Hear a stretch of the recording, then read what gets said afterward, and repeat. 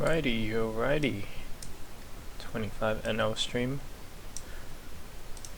You know what this means? As requested, guys. As requested. Going to be playing a session at the stakes that you guys are usually playing at. And gonna basically kind of show some of the adjustments I make,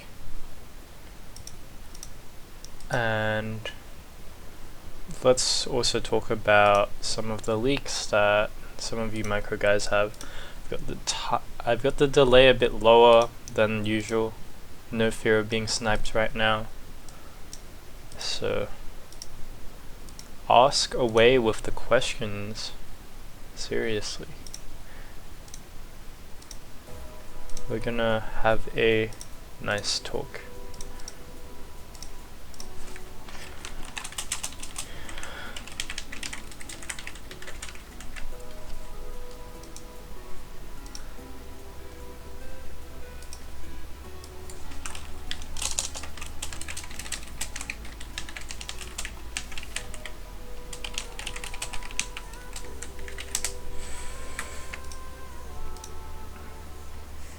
So gonna be calling usually when he bets the small, since we have two overcards in the backdoor flush draw.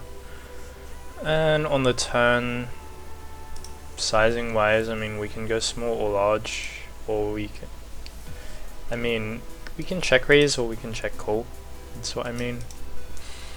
Typically going to be going for a more passive line when they pick a smaller sizing.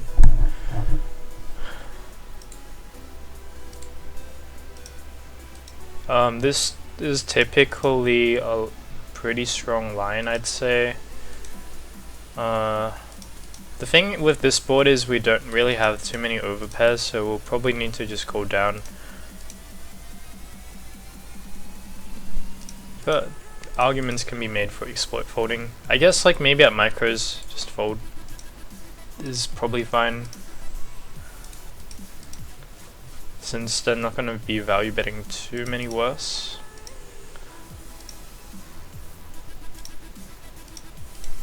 So yeah, really quick microstakes session today. We'll see what comes up and kind of go from there.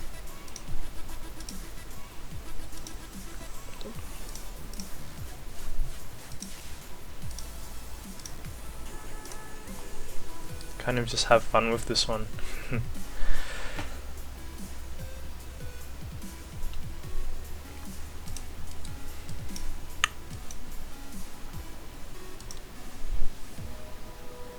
How do we want to play this? Probably just play that one as a fold.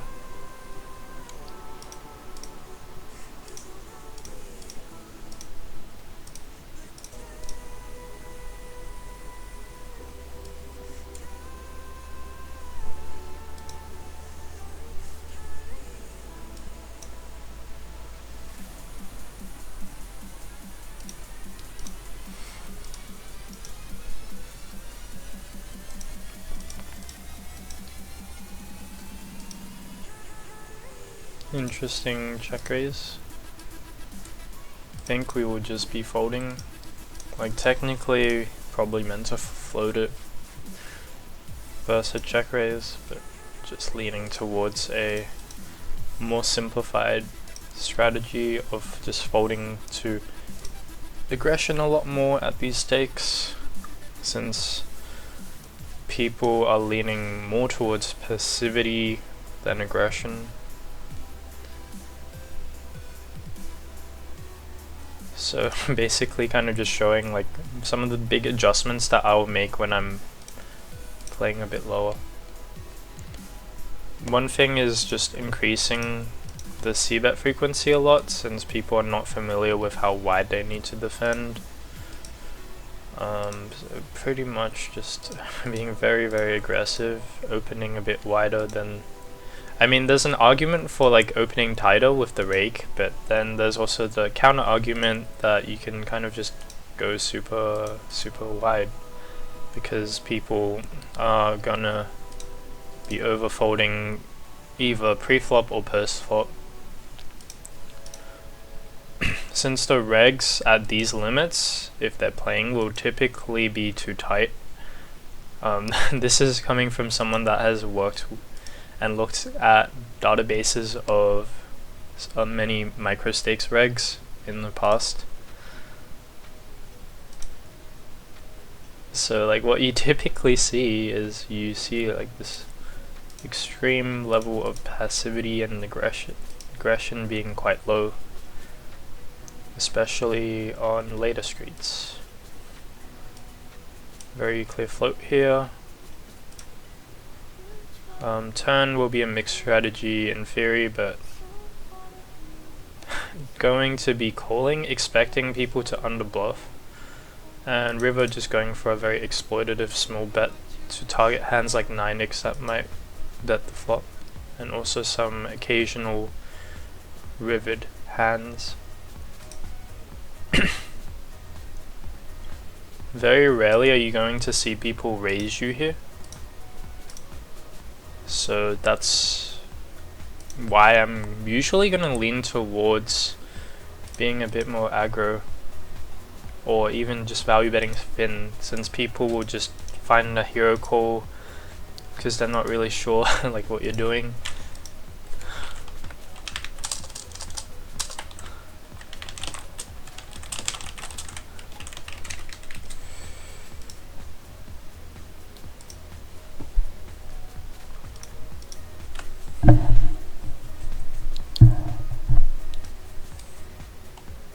Very clear ISO raise here. Just go crazy with the ISO raises versus limps, I'd say. Especially in position, the only positions you should be a bit more careful and start checking back are small blind and big blind. Flop, we're going to just bet really small with our top pair. So what do I mean by small? Probably something like $1, even 75 cents.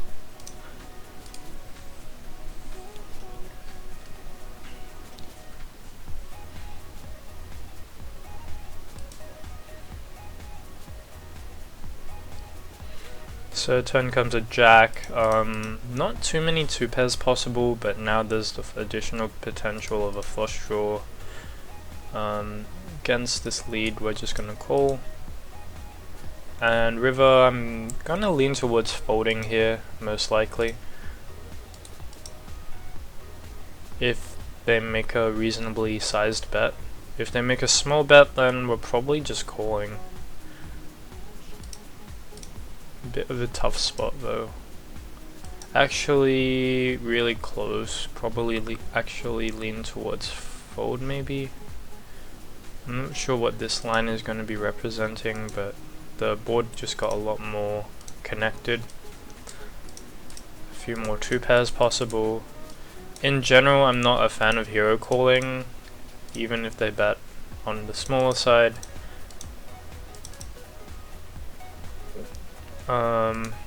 Yeah, I mean, it sucks if he has like ace free, but I'm not like that fussed about it. I'd say like you don't see too many thin bets too often, so folding is completely reasonable.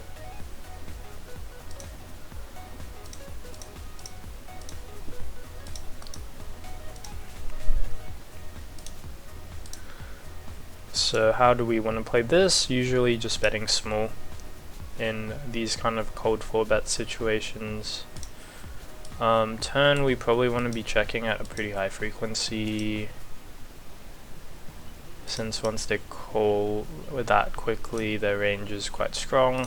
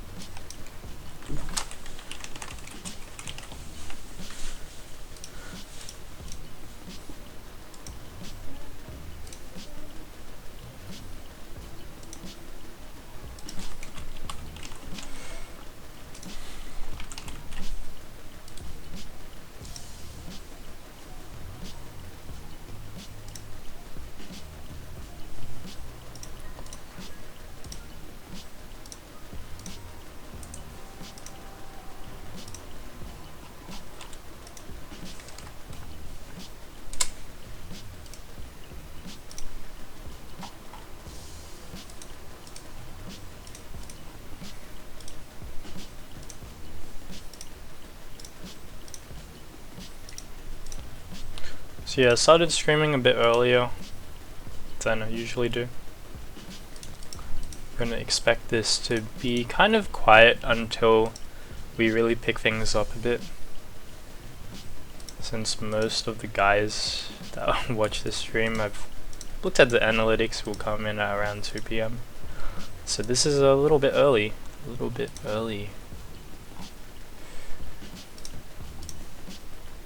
Of course, if you just started watching, you probably haven't missed out on too much, but always have the opportunity to go and re-watch the videos.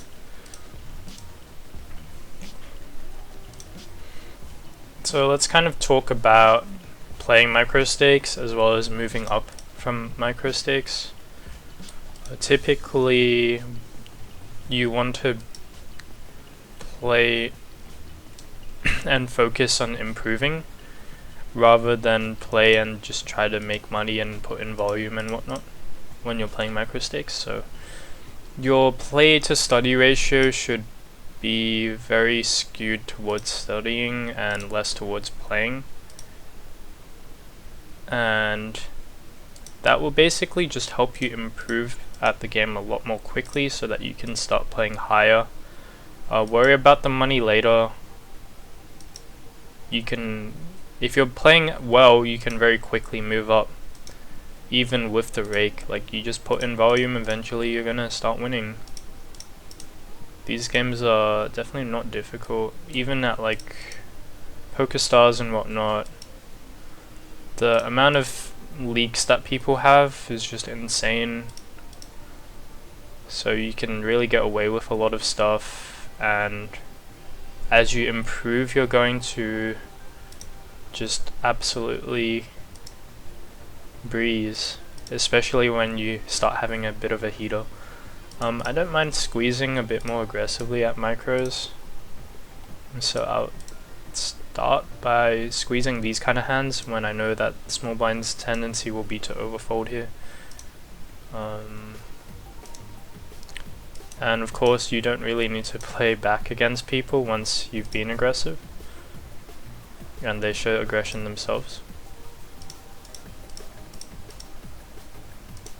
You still want to play a bit on the tighter side, although you can probably still open really wide. The main thing I'll be probably adjusting is kind of how I decide to free bet people and squeeze. The ranges will likely look a lot wider than usual.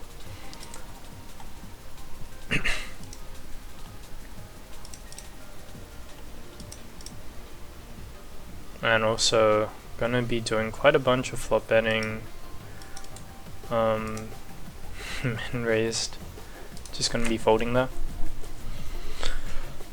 I mean, you'll see some weird lines like that, but in general, like, c-bet's gonna get through really often.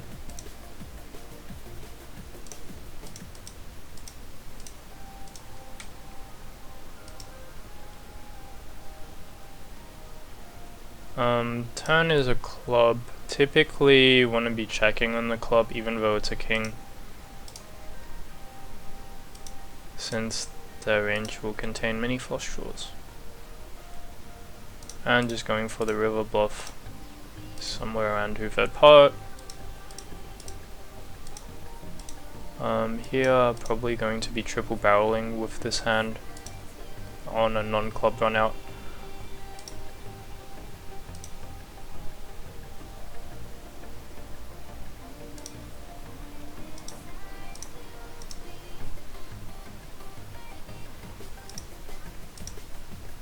So back to what I was saying, focus on study.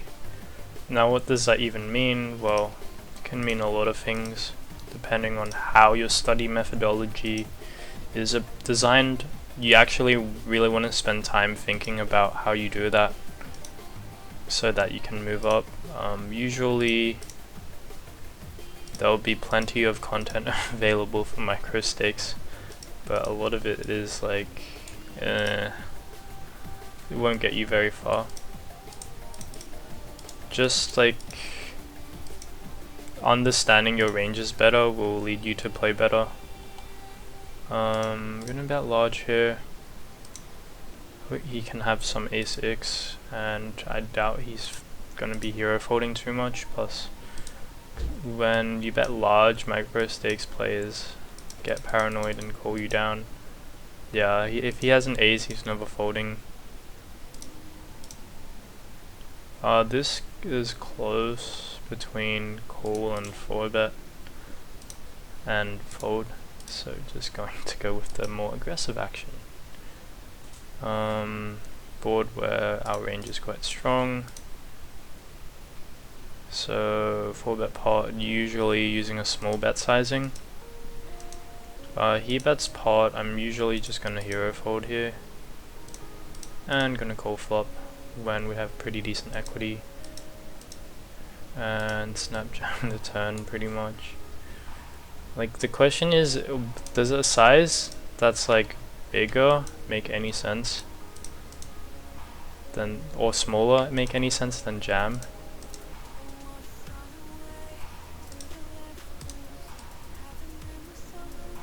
I'm just gonna now jam, but like basically we're trying to entice him to call with a non-king hand, which I think we get as a result of this guy being a very undisciplined microstakes player on average compared to a more disciplined kind of player. So when he check raises us, I don't think he has too much ace-king in his range, but he'll have some hands like queens, and basically like key microstakes here is just not finding the fold because the pot's too big. So very often in these kind of situations, I'm just not going to try and push them off the pot. So yeah, like this line is a perfect exemplar of how to exploit people that play micros. So on the turn, instead of just jamming, we bet $5 so that he'll call with 2-pair type hands while not getting exactly the right odds. Actually, he might be, but basically we're just trying to induce him to call down when he has exactly a set which we're ranging him on, because that's the only hand that would probably play that way. Plus when we have a king, it's like whatever. Just trying to take a line that extracts the most value. Debo wagons. Whoa, when I say play micros, I meant not when I'm playing. No offense, but I'm gonna stack. Yeah, good luck. Good luck stacking me. We're gonna run this stack up to like 200. So none of that sitting out stuff that we usually do.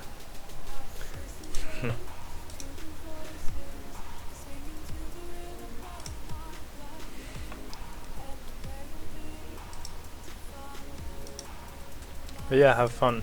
Good luck. Good luck trying to stack me.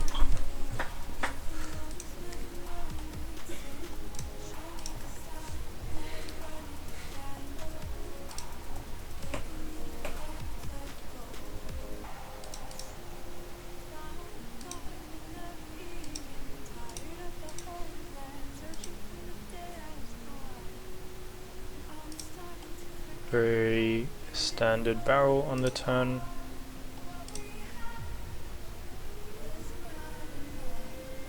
I did the same thing today with the king queen hand about 2 hours ago. Yeah, ultimately it's just like exploiting people and the tendency to overfold. This guy's stations with ace jack, which I think is, well, like we're not trying to get him to fold that one. No point trying to get him to fold ace jack there. The goal is really just like go for the bluff. Yeah. If you know who I am, if you know who I am.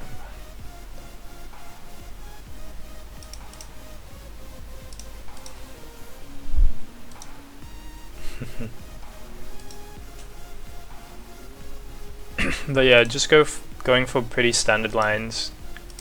Going to discuss some of the leaks you guys have, or at least point them out when I see them.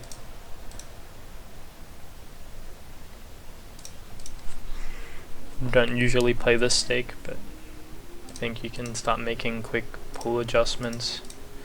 One thing I do is I just open a lot wider than usual, because people are tending to be a bit too passive pre-flop, which means you can get away with being a bit wider. Plus you also have your post-flop exploits that you can make. I typically wouldn't recommend you guys to like start opening wider unless you're actually comfortable doing that. But for me, I feel like I can open a lot of hands profitably, so I will be doing that.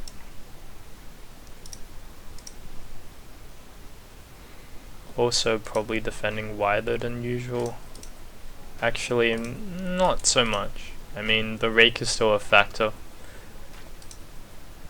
so you can't really just go crazy with defending wide.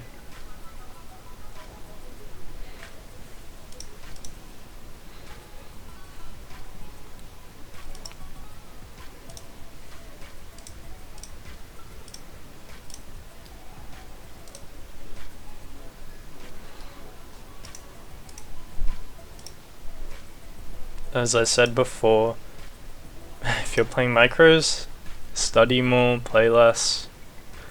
Then I would, if your study to play ratio is more than, let's say you're playing 25 NL, if your study to play ratio is like higher than, well, lower than like 1-to-1, then you should probably be playing a bit less. So typically you want to be studying like 50-50 at least.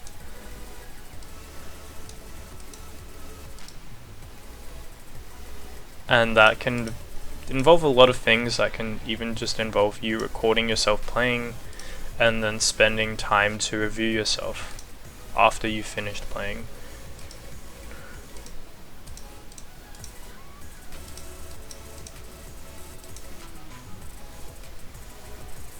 Can also involve joining study groups, lots of stuff like that. That can make a lot of sense.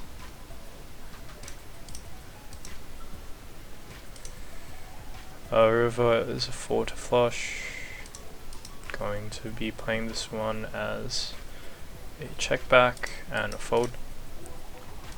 He has a nut flush draw and plays that one passively. I think that's completely fine.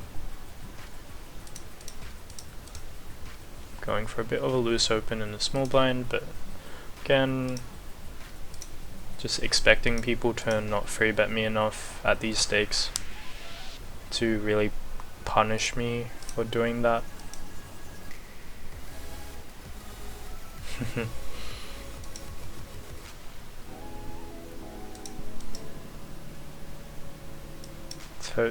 Totally just got wrecked.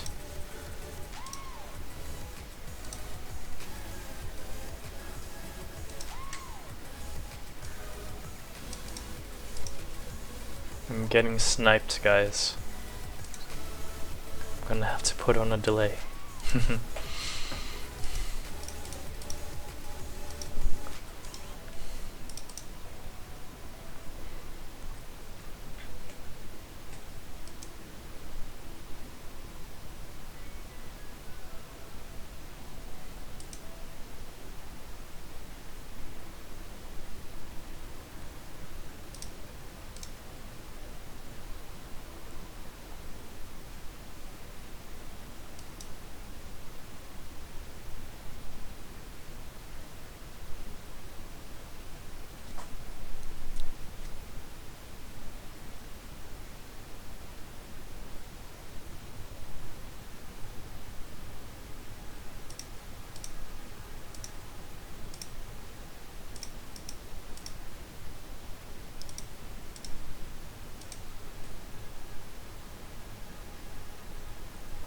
No action with the aces. Sizing where we'll probably call.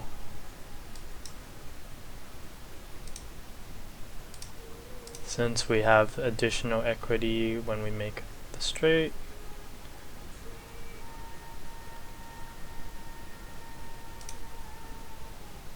Going to be betting here and folding with the Jack 10.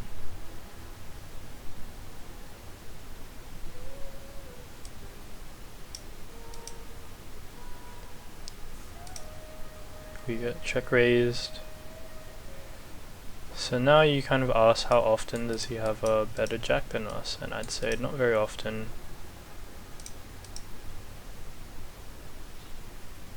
So I'm just going to jam it, expecting to both deny some equity and also to get called by worse on occasion.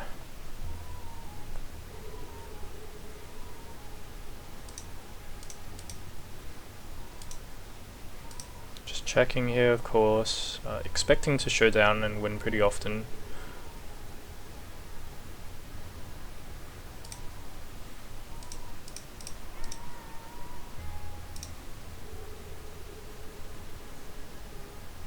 Getting some action going on.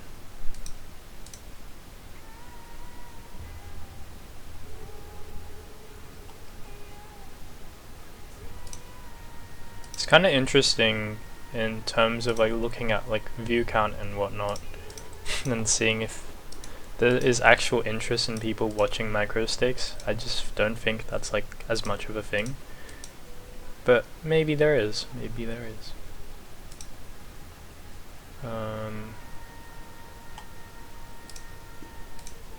Typical board where I'll just bet a small sizing.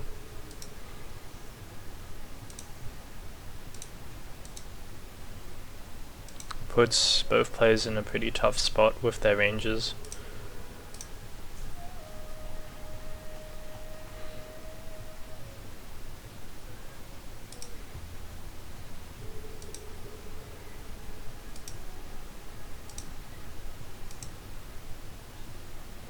Also, when we have the king and the queen in our hand, it's a bit less likely for them to have a king, since a lot of their range is just going to be king queen, king jack.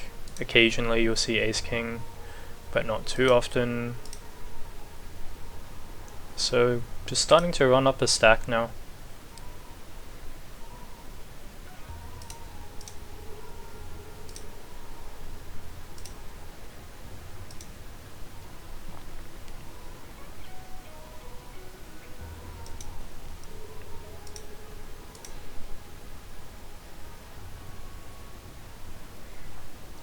Facing another limp, going to be checking this behind, of course, and ace-5 will likely be a defend against a min-raise. So this is going to be an overbet on the turn with the club. Can also bet small, but gonna include some overbets here and then overbet the river again on the club.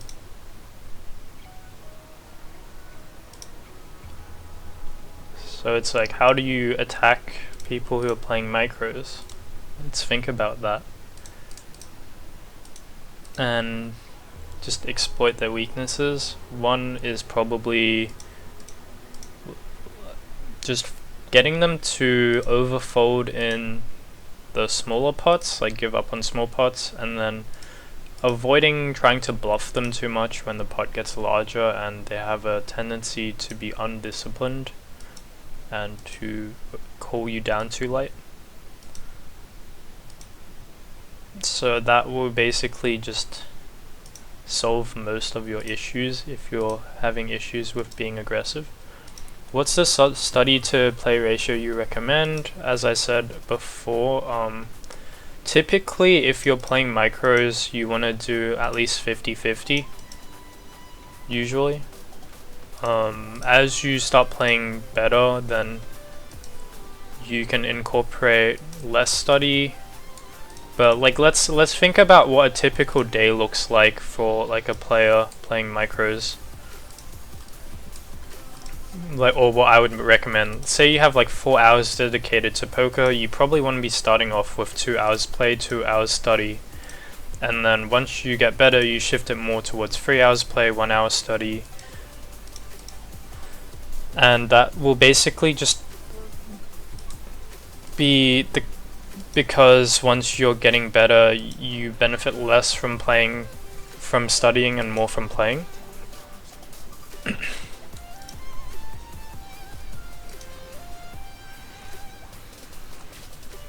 If you're not studying very much, then that will basically just lead you to not improving as quickly as you should be able to. And then there's also like what you study and how you study. So let's actually talk about more of that, because I only really briefly talked about it. So with study, it's really depends on the format you're playing, but there's different ways to do it. So let's say you're playing cash games, which I am, and which most people watching the stream probably are. Then you need to break down your study into different areas of poker. So I actually did a video on my YouTube channel that you can check out, which is called Developing as a Poker Player, and I go through some of the different topics and areas that you will need to actually learn and integrate to develop.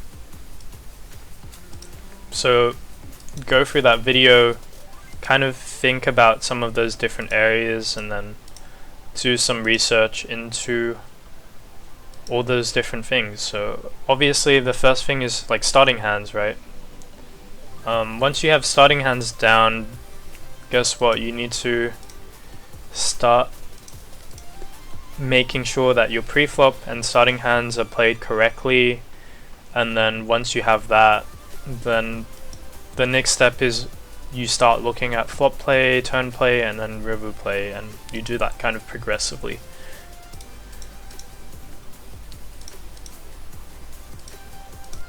Neuron, do you have Streamlabs? I do have Streamlabs. I'm setting, like, I have the labels application set up right now. I don't use the Streamlabs OBS right now.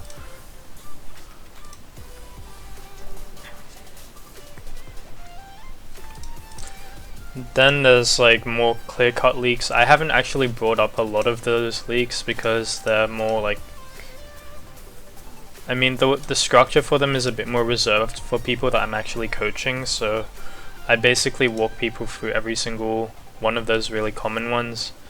But like a typical one that you'll see, like, let's just give one away really quick, which is bluff catching and calling river raises. Basically, I showed this to everyone I coach. It's like, oh, don't call river raises, blah blah blah. And then even if I mention it like 1,000 times on stream, you guys are gonna keep calling river raises, so don't call river raises unless you actually beat some of the hands that they're gonna raise, and they're not gonna raise that many of them. Neuron, are you gonna be involved in the live cash game series? That's going to come out? I'm not going to be involved in that one. I don't really play live. I just prefer playing online. Live is a bit more slow. Plus, like, the owlie is just shit when you play live, if you're a good player. Live is for, like, also the bankroll requirements for live is just not as great, right? So let's say you want to play and have a similar owlie to the one I have playing 200 NL, then you probably need to be playing 510, and the roll you need for 510 is going to be 30 to 50k, whereas the roll you need for 200 NL is going to be more like 10k, but you can have the same owlie or better and have less, like, shorter term variance because you're playing more hands and you can get that volume in, so your results are going to be more consistent than a live player with less hours played, which is huge. So that's kind of why I like playing online, and I think if you're good enough to be beating online games, you should just be playing those, unless you can't actually access online. But yeah, that's like what I think of live cash games. I think they're appropriate if your skill level is not going, if you're not going to dedicate enough time to study and improve, then you, or let's say you have a skill set to beat them already and you're rolled for it, but you can't beat online. That's like when you can use that to build your roll. So games are way easier live, but they might not necessarily be like better for your owlie just because they're easier.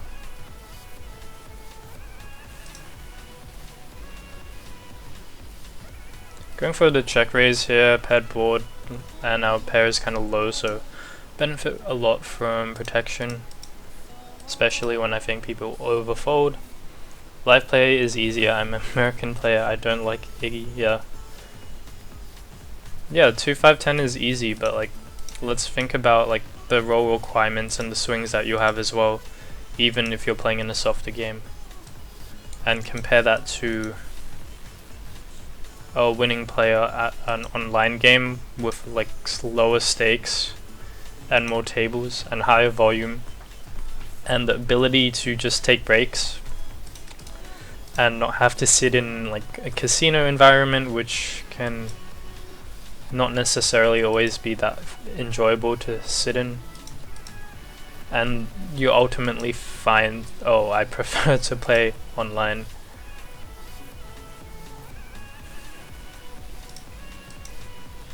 What do you think of Ignition versus Stars? Stars is harder, just because there's larger access to the player pool. Overbet here and get him to fold a king, which is what he'll have pretty often.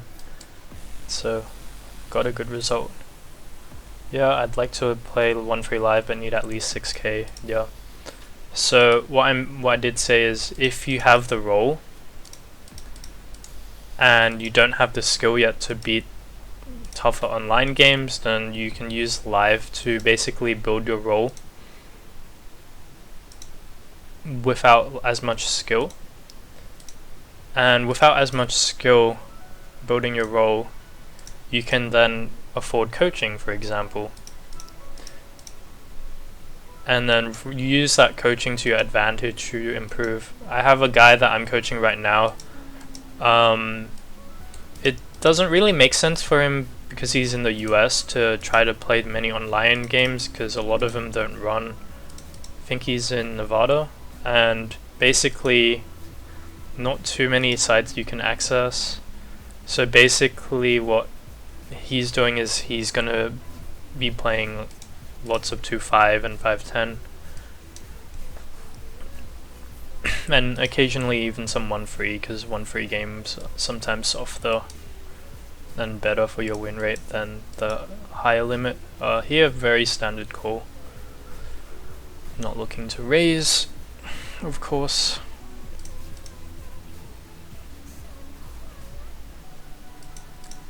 Bit deeper with the buttons, so going for a larger sizing here. I would grind online if I was in Canada. Yeah, online just a much better environment. Giving up when we don't see a club or an overcard, pretty standard spot to play that line with.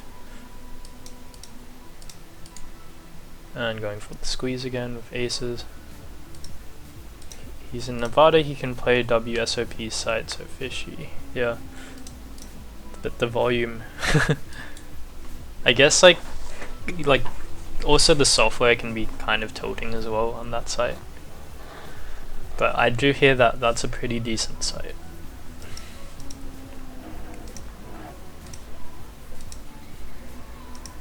I don't know if you can get hand histories on there though, and like review them properly, because I thought there was no converter. Yeah, when you see nit regs overfolding all day, that's how you print money.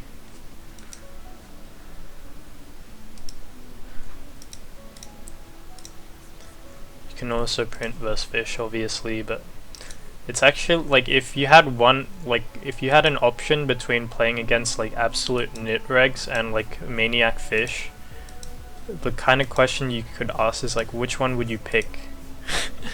Well, for me, I think it's like depending on your roll size, right? If you have a small roll and you're trying to build it, then you might actually want to play against the nit regs, since you can just basically have like 0 variance against them.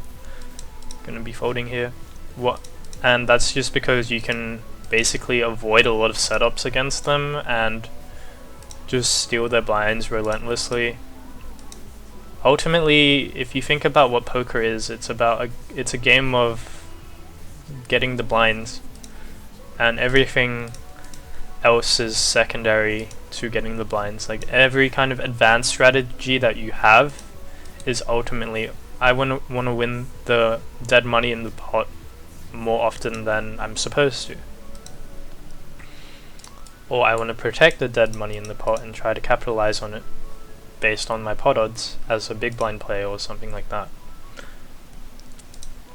And that's the ultimate goal of poker. Always remember that when you're playing, and if you can get away with taking the blinds more often than you're supposed to, then that's a big win for you. Sometimes, like, think about it this way: if there were no small blind and big blind, what would be the most profitable, or the only profitable hand for you to play? It'd be aces, right? If there's no blinds in the game and it's just random money in the pot, that's how poker would be optimally played. That's why we have games where there are antes and games where there are blinds, and as a result people are now forced to actually play more hands since there's money in the pot that they can win. Debo says he's covering me on both tables for me to watch out. Yeah, you should be careful as well. Don't want to take your role.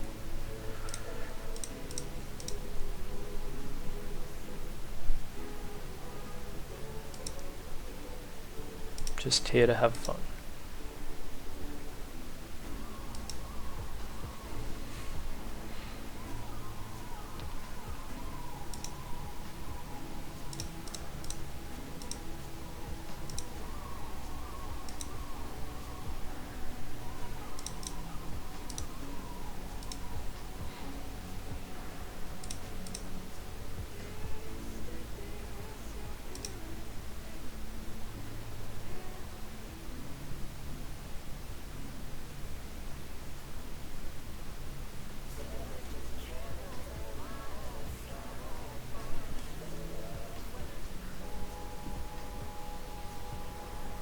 Kinda close first min raise.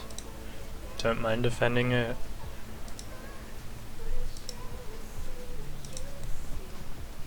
Isn't the strategy more about MTT than cash? In cash you're trying to play for stacks, and I don't play much cash, mostly MTT, trying to get into cash to ease the variance. Well, not really. I mean, some people like to think that deep stacked play is more about just stacking people, but it's still, like, poker is still about the blinds. The thing with MTTs is you're usually playing a bit deeper stacked, so I mean shorter stacked, so the blinds are actually like large relative to the stack sizes that you have, which makes it even more important to be continually winning the antes and the blinds. But it's still same thing with cash. Like if you're going to play like a nit in an environment where everyone is playing really well, you can't actually make money because you're losing to the blinds. Because every time you hit the big blind, let's say you fold, you lose at 100 big blinds per 100 if you fold every single hand.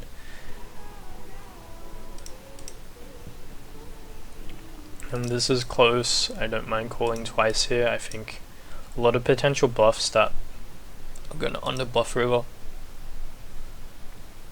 And now just folding. When should I use a quarter versus 1/3 pot on the flop? Fallout tells me any lower than 1/3 is bad. Yeah, if you're playing 5NL, then you don't need to go that small. On the flop anyway, but let's really think about that for a second. Why would you want to bet 1/3 as opposed to 1/4 pot, let's say? You want to bet a quarter pot when the range is very, very wide and weak, and you're just trying to get them to fold any like small amount of equity that they might have. Whereas with 1/3, you're targeting hands with a little bit more equity, let's say overcards and backdoor draws.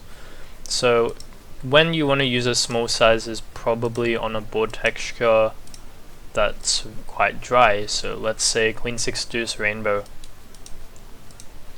That's kind of when you want to use a tiny sizing, like 1/4 pot. But typically, yeah, 1/3 is usually at the lowest sizing that most people will go.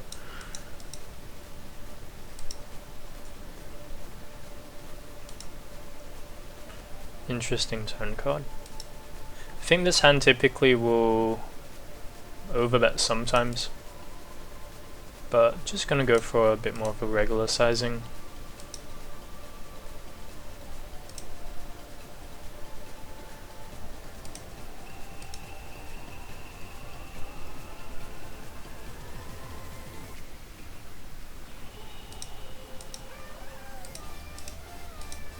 Might look a bit weird raising some of these hands, but we're quite short stacked and I have some nice backdoor hands.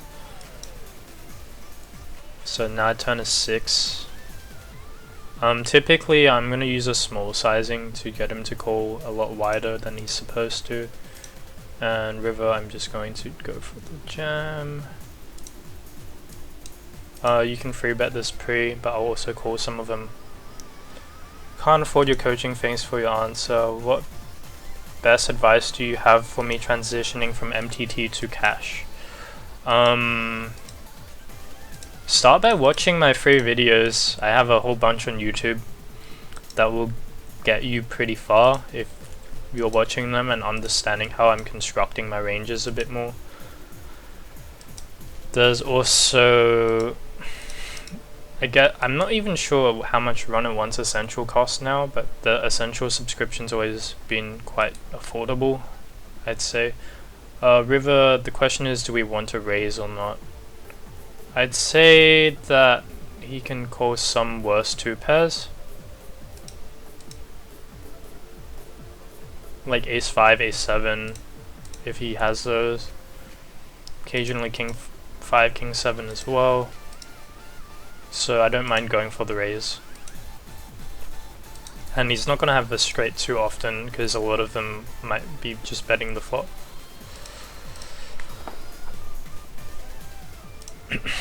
The main difference between MTTs and cash games is the stack depth that you're playing. So you want to be a bit more aware that you're playing 100 BB deep more often, and that the threshold for hand strength that you want to stack off with in different spots will change.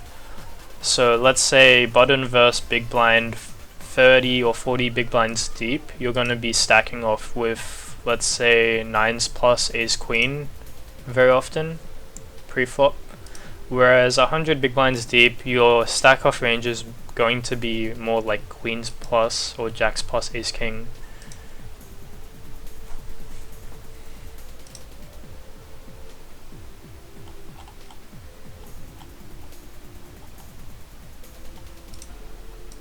So a bit of an interesting spot here, deep stacked. Typically I will be going for some turn over bets in this situation, and then we are not going to be bluffing here on the river. I dislike the call a lot because his hand doesn't function very well as a bluff catcher on the river. And he does actually block some of our potential bluffs. So pretty big dislike for how he played that one. I think generally that hand will just always be a fold on the turn, and that he has better hands to continue with. Ace King I'm going to be playing as a call. I'm going to call a lot of my range here this deep. Mhm. 1,000 bits, 3 minutes of coaching. Yeah. Cheers for the bits. You have been rewarded, my friend.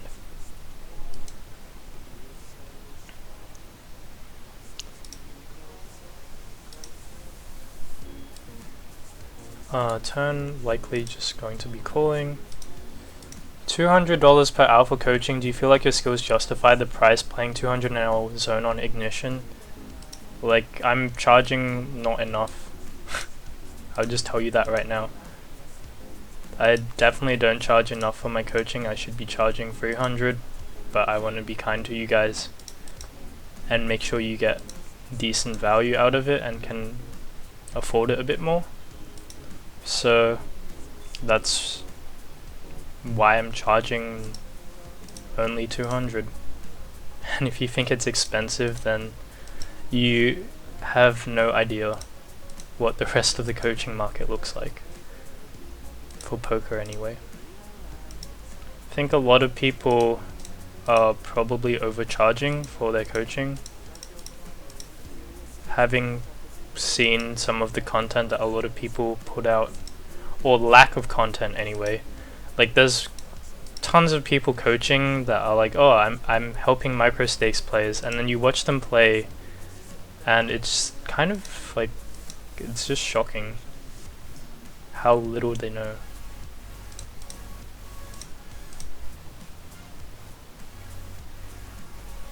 I'm assuming he has queens sometimes, but yeah. The weird 25-cent bet you can treat as basically a check. I think he's doing that because he thinks it's like slightly better than checking. Here, just going to bluff. Fold out some 9x maybe, and some under pairs. I have no idea what villain had versus my ace king. He just folded.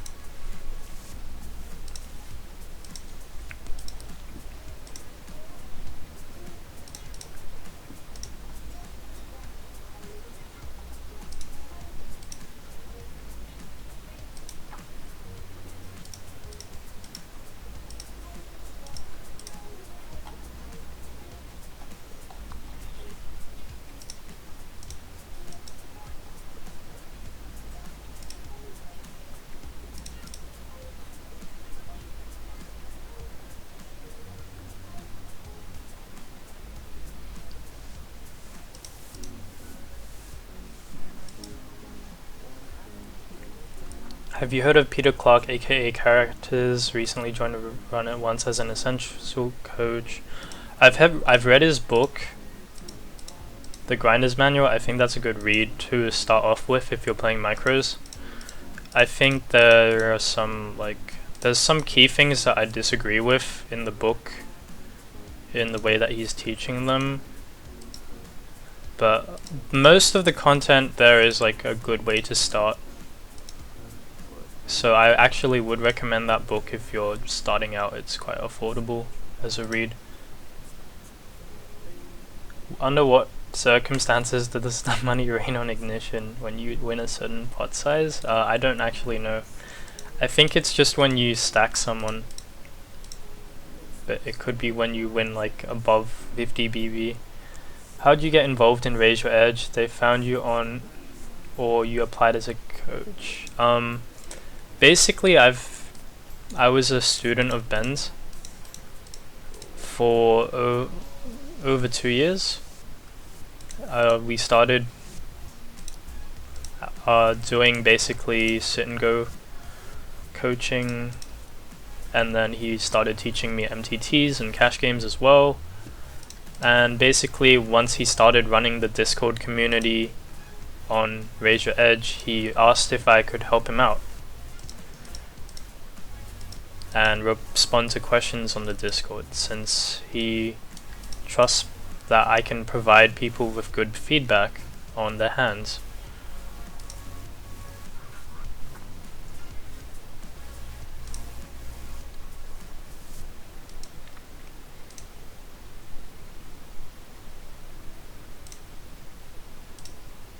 So yeah, that's a bit of the history that I have with Ben.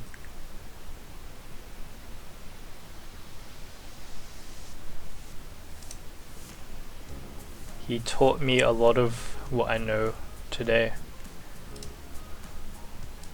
I think the more valuable stuff is me asking him how he studies, especially in Syngos, and then being able to start applying or figuring out for myself how I should study and work on my game.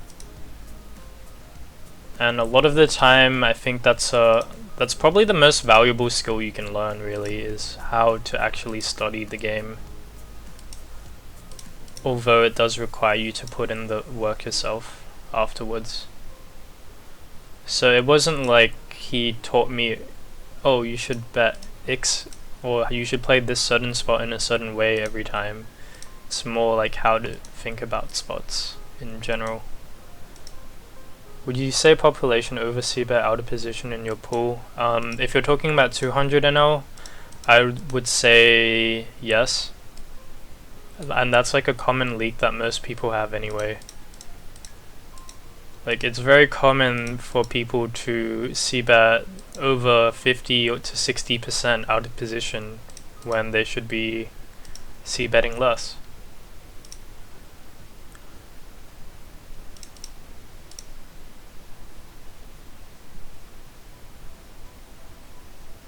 But that's more of like a universal leak that people have. And it's been part of the metagame for a very long time.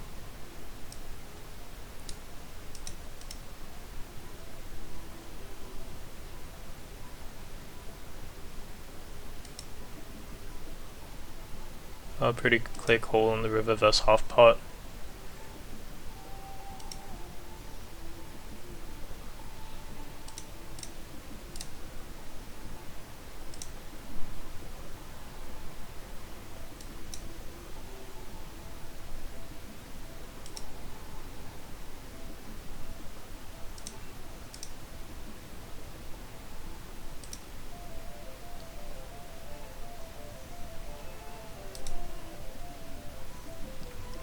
The over c-bet out of position is a disease in MTTs. Yeah, it's a disease, but it still seems to work pretty well against the MTT population because they just don't know how to play against it.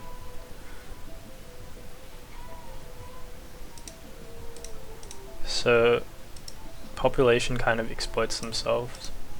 What's a good c-bet percentage? In or out of position? Well, in position you can c-bet pretty frequently. Out of position, your c-bet is gonna be it should be below 50. So in position you have like different strategies that you can use that can have your c-bet being between 50 and 80.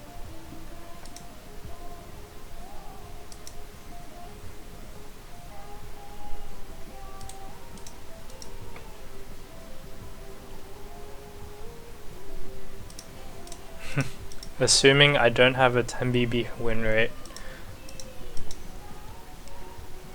Look, I'm not really concerned with trying to justify my price. You can pay it or you don't need to pay it if you don't want to. What I will say is that there will be plenty of people who have taken coaching from me that would openly say that they have found my coaching to be too cheap. If you ask them. But obviously, when people get valuable coaching, like sometimes they just don't want to really talk about it because they want to keep the win rate to themselves. And yeah, I have an EVBB of 11.5 at 200 NL on ignition. I've shown that before sometime on stream, but I'm not gonna just like keep showing my results. That's not what it's about, guys. Like, ultimately, the purpose of coaching is to provide the person that I'm coaching with value. And if you think that you can get better value from someone else, then you should actually go and get coaching from someone else. That's the whole point of like the coaching exchange and the relationship and dynamics behind coaching, is that you should be getting at least, if not more, value than the money that you're paying.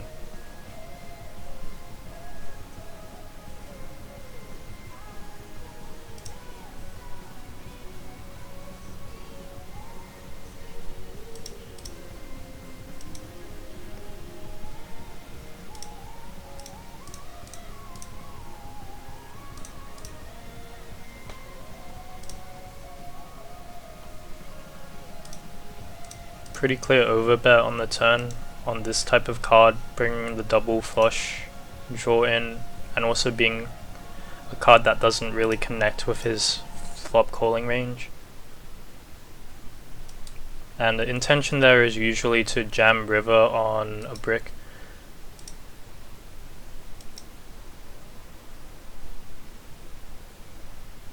Yawn, microstakes is boring, eh? Yeah, the other thing is, like, some people just don't even like know how to teach well, because they don't really have experience with teaching or coaching. So you can have a very good player trying to teach you something, but they won't even be able to explain it to you.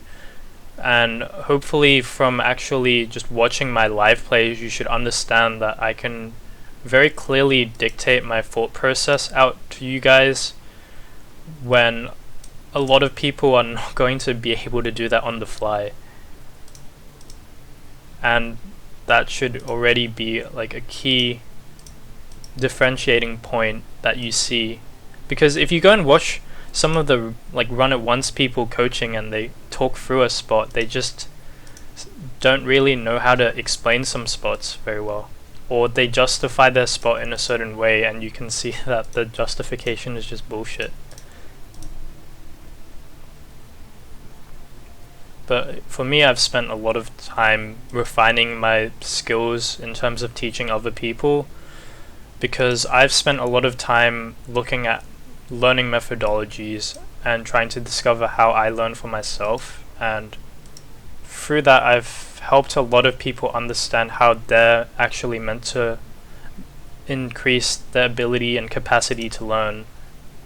So I personally have refined my material and my approach to coaching in a way that tries to get the point to sink in, but sometimes you take coaching from people and then they're just going to they're just going to get you to prepare your own hands and then do your own hand history review and ask them questions, and it's just complete laziness, because they just don't have an interest in actually helping the student out.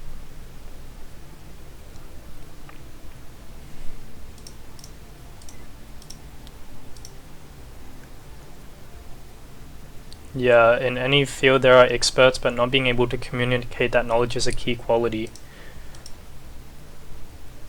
Yep.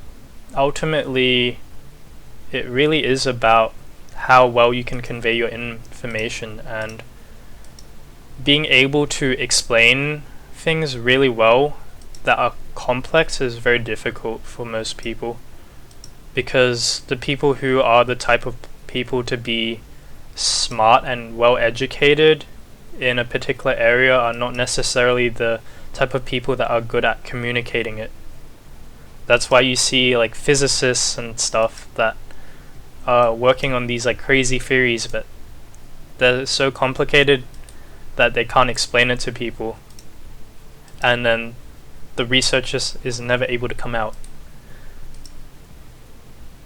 because it's such like a complicated field.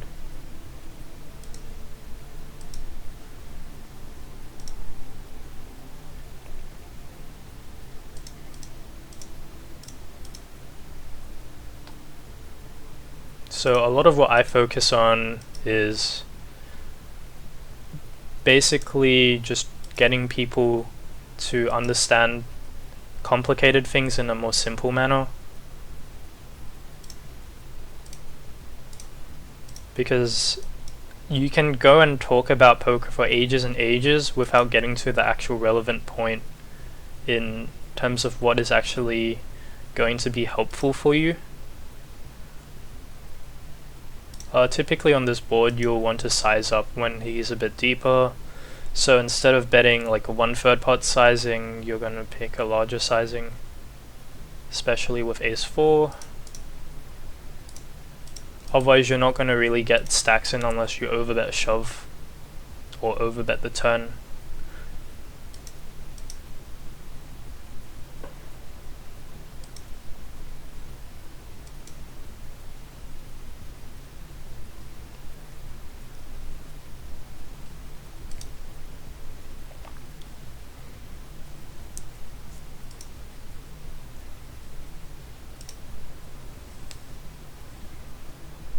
High-level physics is tough because it requires a high foundation in math. Yeah, a lot of things require some like previous knowledge in another field before you can apply it very well. So it's definitely tough to explain it to an average person. I mean, even trying to explain things to an average person in poker, like, you use the word free bet, and then to an average player, or like to an average person that has no idea what poker is, they just have no idea what you're talking about. So there's like subject specific terminology as well, and also sometimes there's very specific concepts that you can't really discuss without creating new language for it in a simple way. So let's use a very simple example. I talked to one of my students the other day about this. What is the difference between a 1-card backdoor flush draw and a 2-card backdoor flush draw in terms of the playability? So I'll give you guys a moment to think about that before I start answering it. It's a bit more of an advanced concept that you guys will probably have never thought about, because you're like, whoa, what even is a backdoor flush draw? Because again, the terminology there is just difficult. So I'll see if you guys can answer that question for me in the chat if you think you know the answer.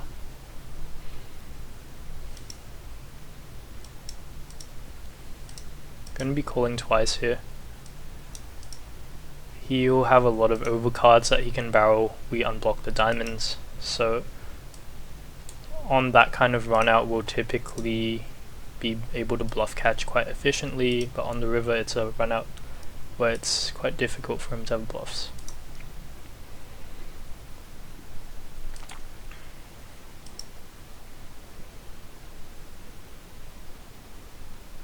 Anyone here stake? I can pass.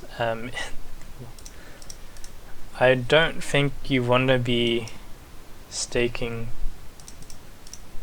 I don't even understand the question. You're talking about picking up a flush draw on turn or getting the flush on the turn.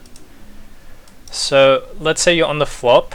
The flop is, for example, Jack 8 4 with 2 spades and a diamond. What's the difference between having 1-card backdoor flush draw, that is 1 spade in your hand, and a 2-card backdoor flush draw, let's say 2 diamonds in your hand?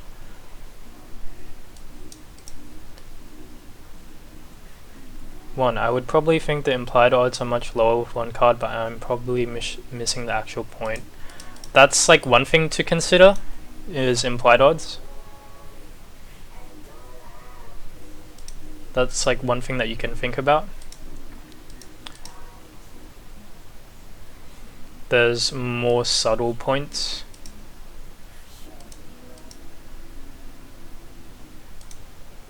So what happens when the free flush comes on the turn when you have the 1-card backdoor flush draw?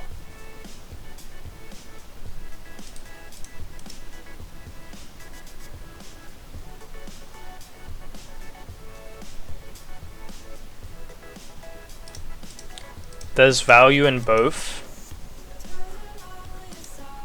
types of hands, but in different ways.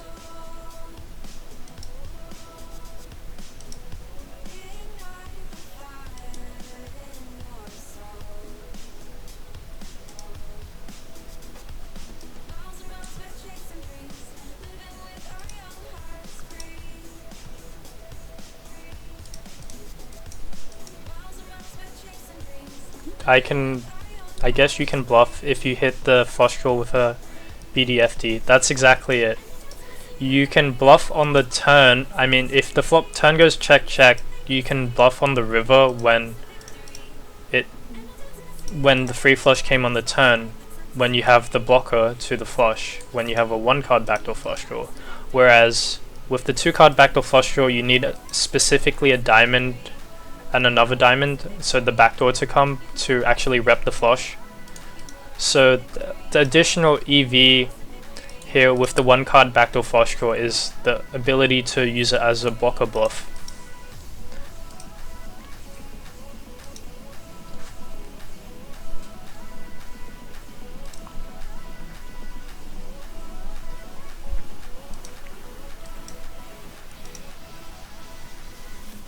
So that's exactly like the point, and I'm sure a lot of you guys haven't really thought about that in the past before I ask you this question.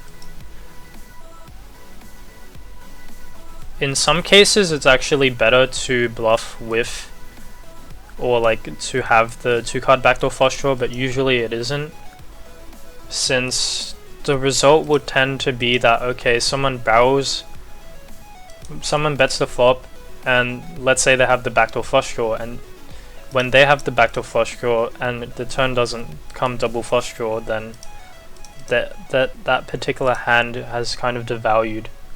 Also, when there's 2 flush draws possible, yes, there's more implied odds, but just remember that there's already a flush draw possible, so your equity's again devalued, because again, either flush draw can come. That changes when the board's rainbow. When the board's rainbow, backdoor flush draws are a lot stronger than when the board is already 2-tone.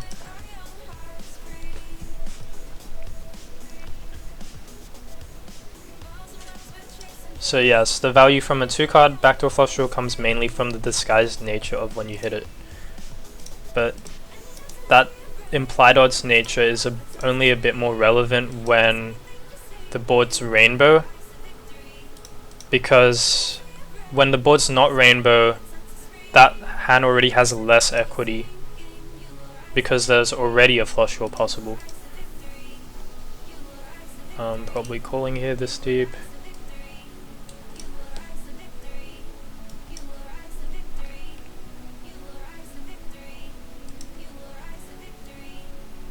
Turn is really good for his check back range.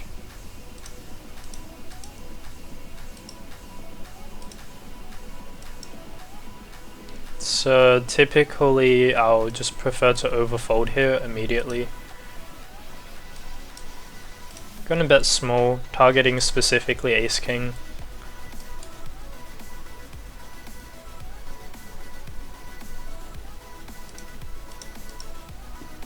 He has queen 10, which I don't like it as a free bet pre-flop this deep.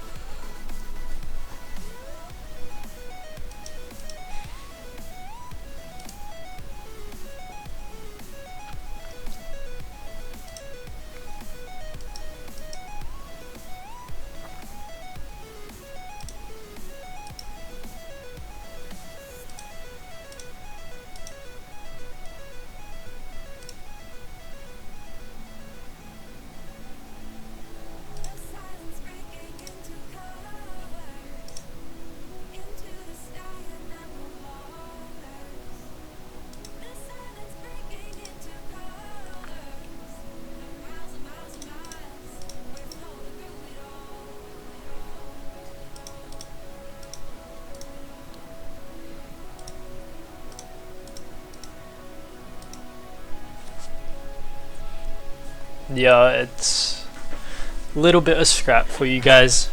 Advanced scrap. If you're playing micros, it's completely irrelevant for you.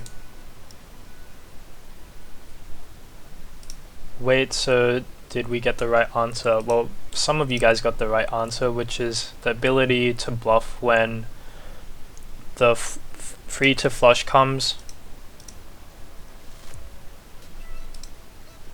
Do you have any tips on mental game? Mental game, I would say, yeah, Prime Mind is really good.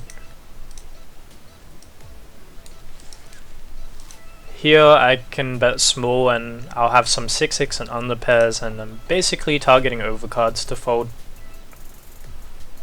Apart from Primed Mind, Meditation,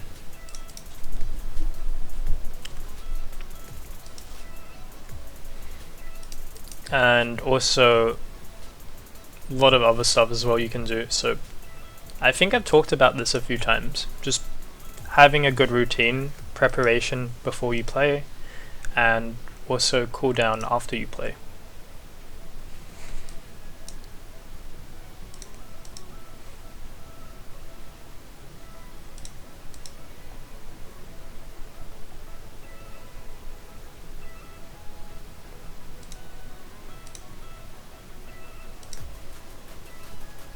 Confidence is a big one. A hot GF. The thing with confidence though is it should not be something that comes externally. It should be an internal thing.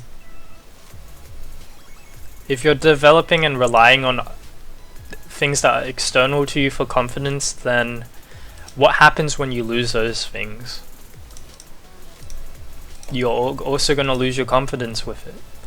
So ultimately, confidence is really an internal area that you should be working on. You should be able to be confident without a lot of the living circumstances and things that you have. For GF is minus EV in poker. It can be minus EV. Definitely.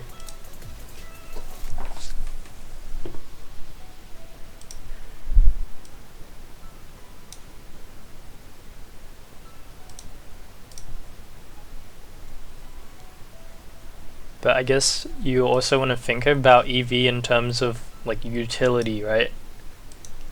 So life isn't always about dollar EV. It's sometimes about life EV.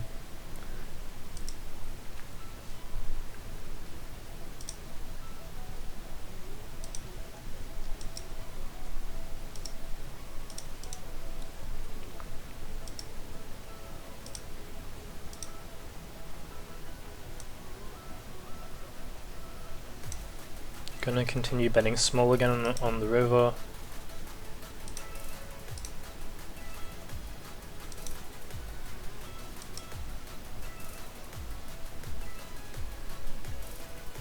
I think he puts him in a bit of a difficult situation with a lot of his range. With this particular hand, in general, not very fond of raising, because it's rare that people will be willing to bluff you. They'll usually just either fold or call.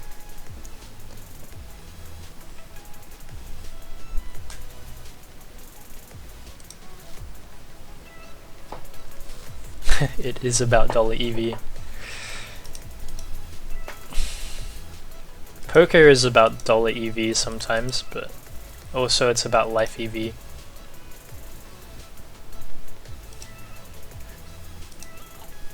Having a good GF is going to reduce the amount of downswings you have, or at least increase your capacity to deal with downswings, I'd say. Because the amount of support that you get is going to outweigh the dollar EV you sacrifice during an upswing sometimes.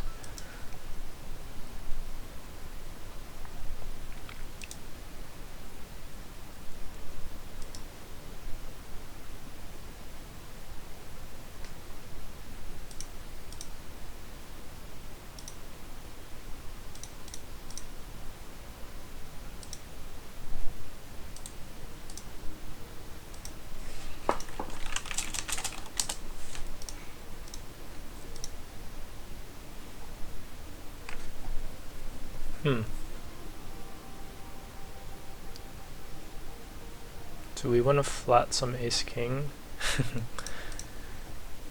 Or go for the 4-bet? I think usually I'm just going for the 4-bet.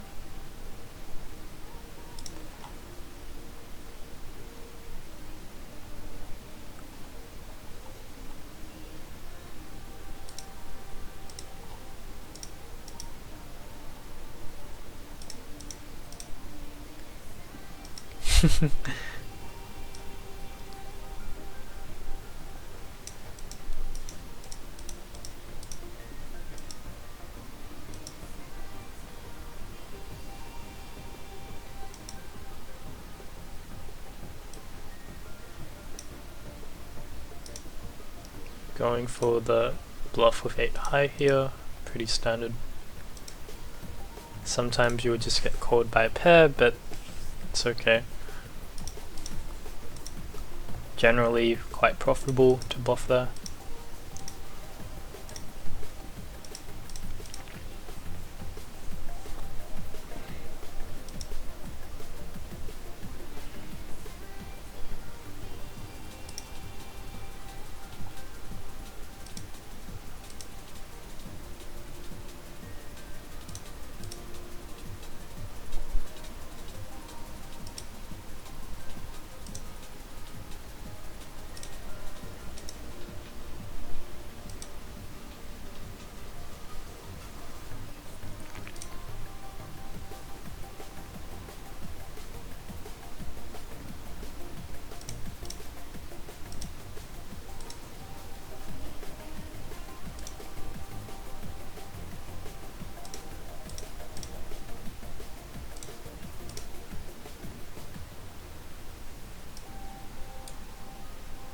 So pretty large open sizing for this game.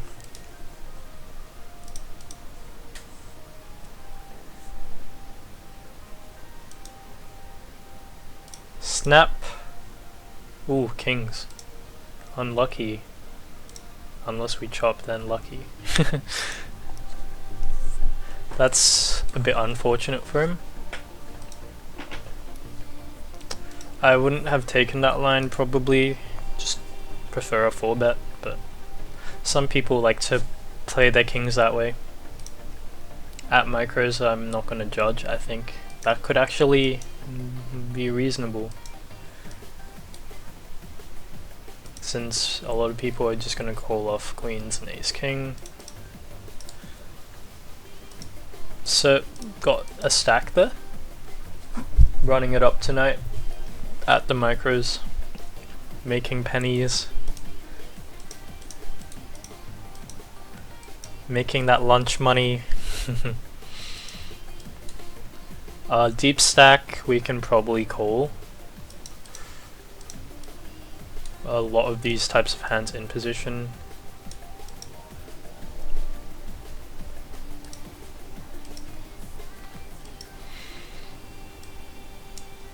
And probably just folding here. Want to be considering what kind of hands are making the nuts on different runouts a bit more, and what can be used as a bluff as well. Get out of my limit, what the fuck. Watch out. I'm just here to rob all the fish, so that you micro players have to stay at the micros.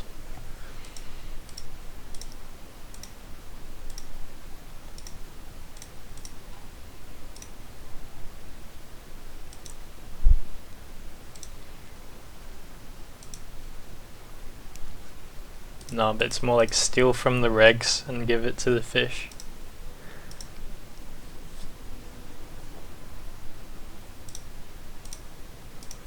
Wealth redistribution.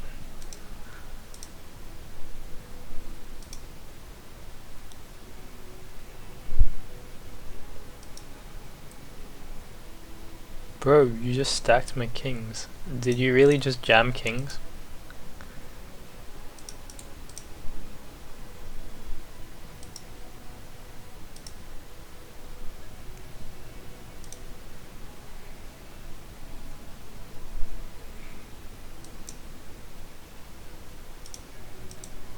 Typical microstakes reg. Afraid of playing kings. Didn't we ask for 50 an hour? Damn, what the fuck?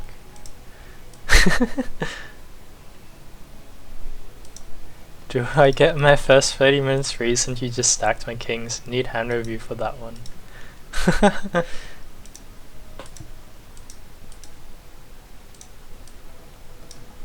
By the way guys, once I get to 20 subs, I'm going to give away a free coaching. So if you aren't a subscriber, you may want to start subscribing. It's free EV, do the math. If we get to 20, and you're only paying a few bucks for a sub, the EV is just incredible value for you. Let's actually play some 50 if you guys don't want me in your pool.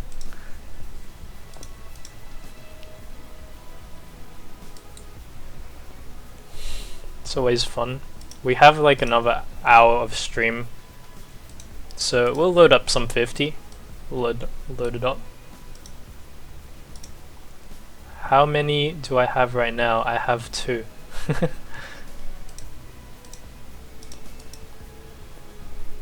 Already stealing your money.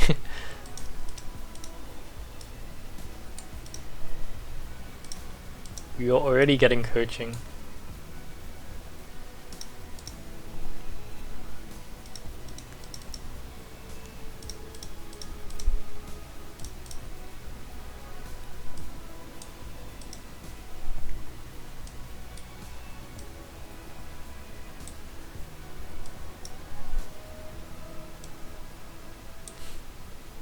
What if we balance this out and play one table of 50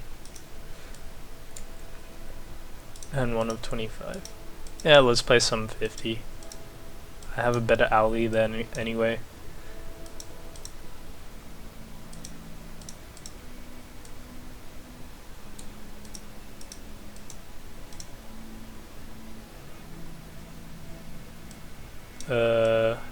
This is a weird looking table. Now, do we want to call this one off? Seems a bit weird. Generally, I'm not folding, like as a general rule, I'm not really folding top pair and 3-bet pots when the board looks like that. Get stacked by aces, that's always fun. Just as a general rule. Anyway, let's set this one up.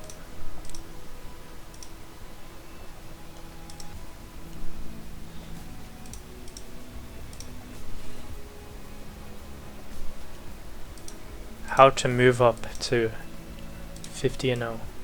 Let's go. We're gonna move up to a bunch of different stakes apparently in the session, since it's about moving up.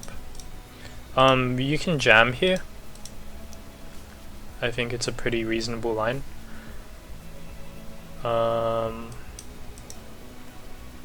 Okay. By jamming I meant with the king queen. I'm gonna just continue sizing small.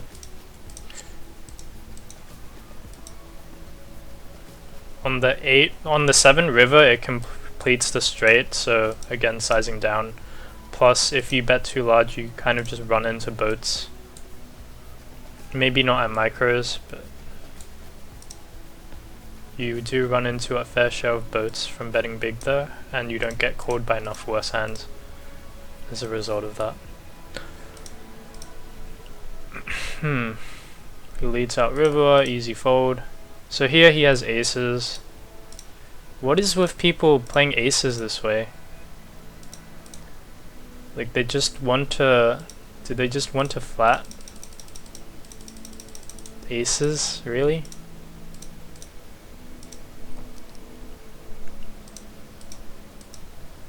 Yeah, flop the nuts. That's how you beat this kind of stake. Just have to sun run everyone.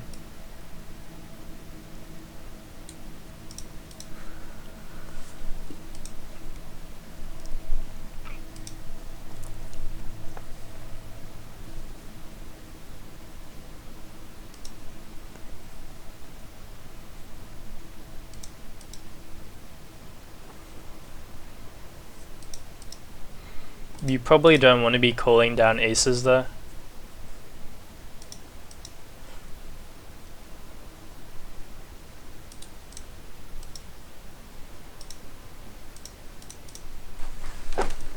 I've been stacked by kings and aces by just flatting 3 bets. I get owned because I'm a fish. Feels bad, man. Just 4-bet, get it in, bro. That's a secret. Or maybe they flat your 3-bet with it and then they wreck you. But You occasionally win with 7-6 suited. Can we discount a lot of boats since they check raise flop? Can you please keep posting on YouTube? The VODs on Twitch don't load well enough. Yeah, I'll continue doing that. I think I did one yesterday where I just uploaded it to YouTube. I like the YouTube player a lot better than the Twitch anyway. Since I also like the comment section, you can timestamp spots if you have questions.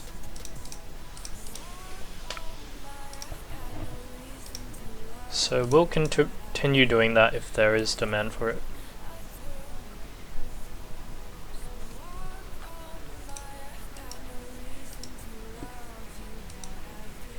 Typically, I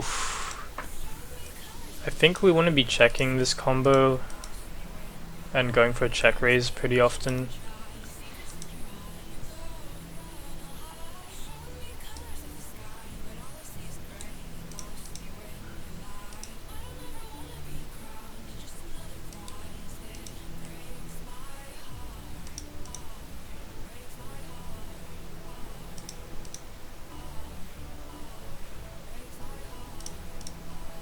But typically expect the jack to basically force us to check out of position pretty often, and then if a lot of our range wants to check, we might as well check on the turn again.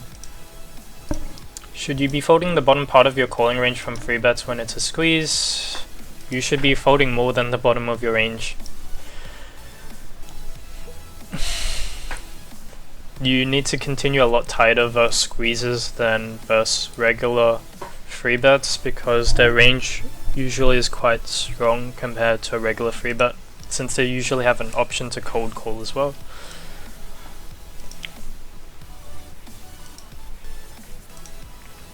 So for example, from the big blind, if someone squeezes you, then you may want to just play, like, if you usually continue 50% versus a free bet, you probably want to continue only like 40 or 35% versus the free bet.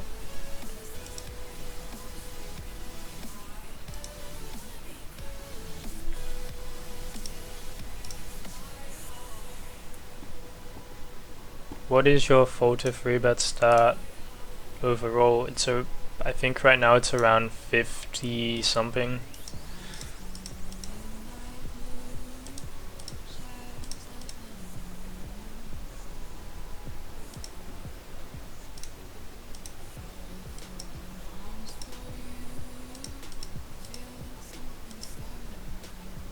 No HUD, so I can't tell. Never calling when I'm not the original raiser, but as the original raiser I would call. Again, betting small here and targeting ace highs as well as some better king highs like king queen and king 10.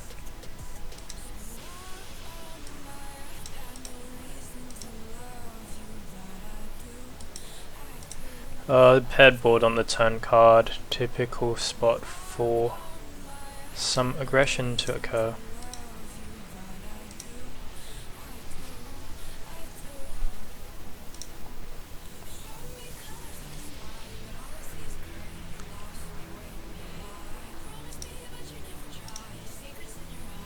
So I don't mind turning the 9x into a bluff when people don't really bet too many second pairs there. Betting turn, betting river for value. And basically just hoping he calls us with worse ace-x, which usually will be the case since a lot of people check those back. He actually checked back king jack. I'm kind of surprised by that. I think that's pretty unusual. Small blind flat from a short stack, probably a fish. Start with the small bet and then barrel the turn. Since we'll expect him to continue pretty wide. And he'll also have many random hands in his range that can call.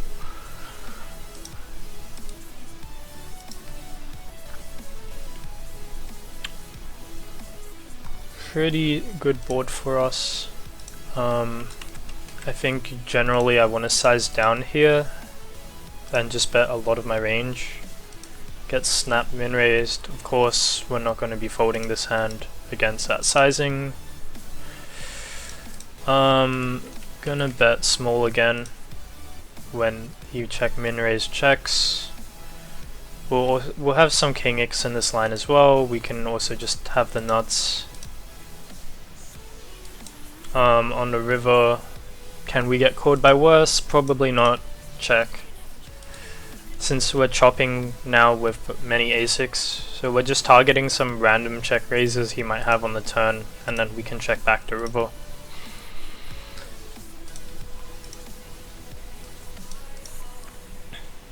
On my way to 50 NL, says Debo.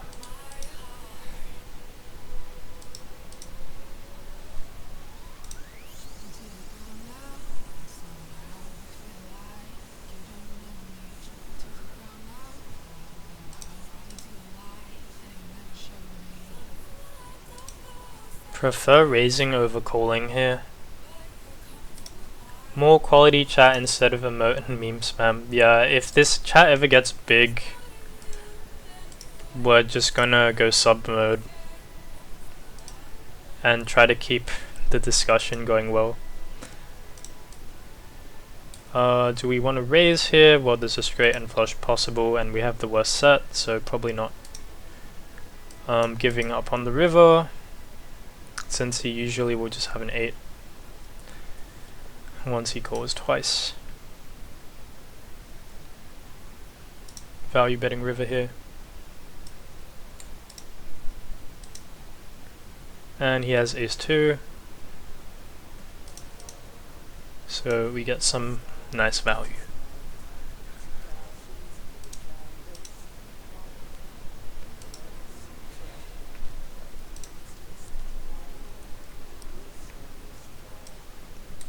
So emote spam will begin as you say that, techies.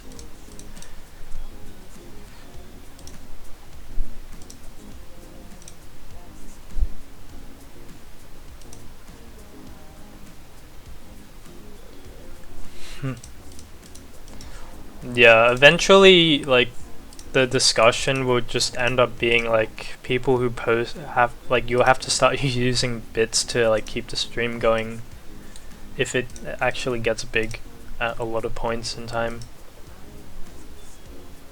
You just have to, like, it's just the nature of Twitch. So it's either that or we end up having like a Discord chat as well or something.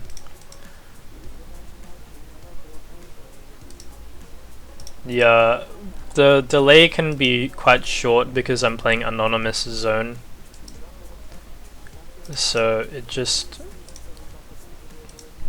lets me do that, whereas on PokerStars you can't.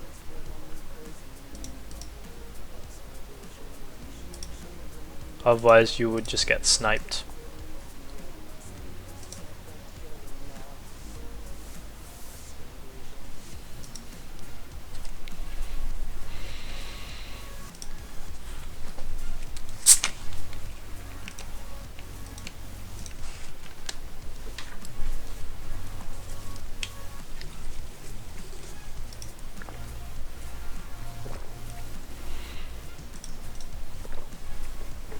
Last half hour of the stream will be 200 NL because we're looking at how the different stakes look like. They don't even have 100 on Ignition, so it's such a big jump from 50 NL to 200. You have to pretty much play reg tables or just grind mindlessly at 50. Forever at 50.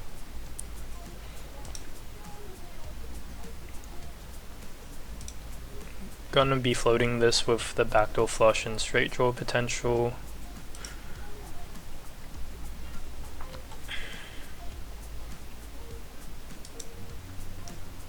turn card where I'll barrel some a6 of hearts, with ace jack being probably like my worst one. And not interested in bluffing river when he calls twice, since I don't think we get enough folds, so just giving up. If I have questions about coaching, can I ask in stream or DM you in Discord? Just just DM in Discord, easy.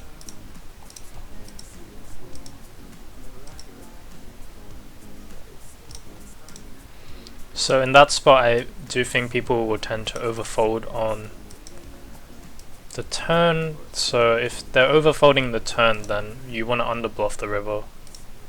So the only rivers I'm probably bluffing on are the king rivers.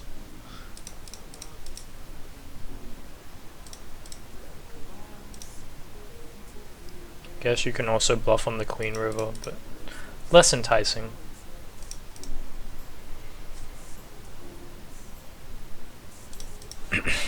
They used to have 100.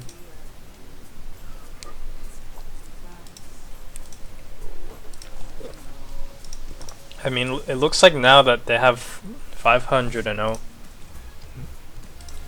But there's only 8 people in there, so I can't really imagine the pool being that great.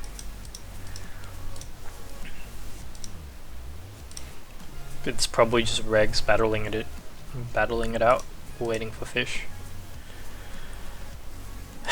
Learn to speak.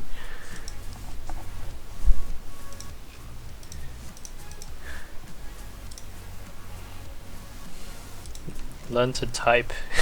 Wrecked.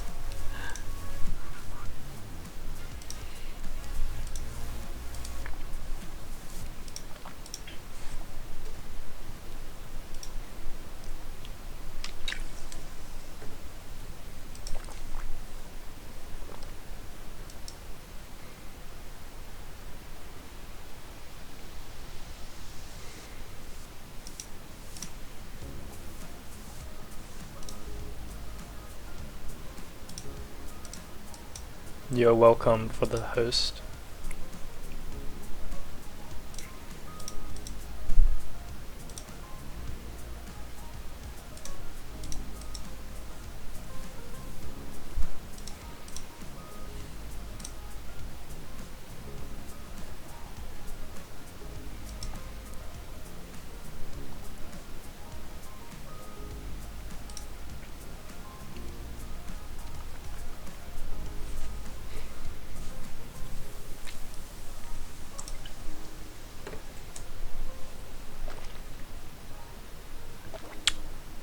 Flop a set. This is the typical way that you win money in poker.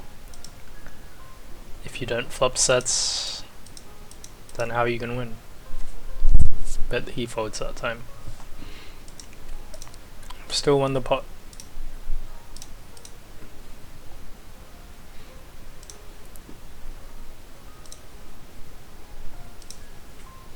We haven't made quads yet today. $30 is like what, 60 BB, usually just calling off. And chop it up. Alright, laters RDLE. However, I feel like pronouncing that. RDLE. RDLE.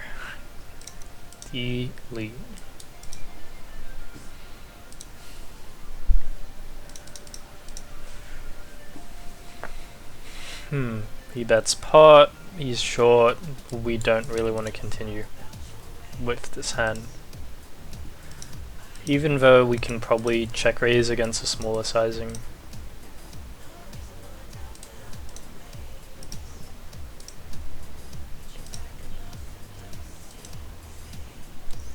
Note 2 flop sets, got it, yep. Ultimately, that's what it comes down to sometimes.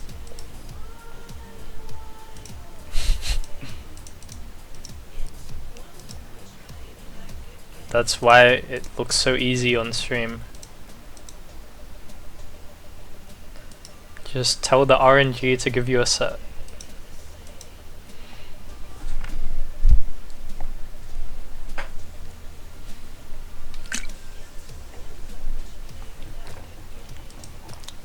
Just make sure that your set's better than their set, bro.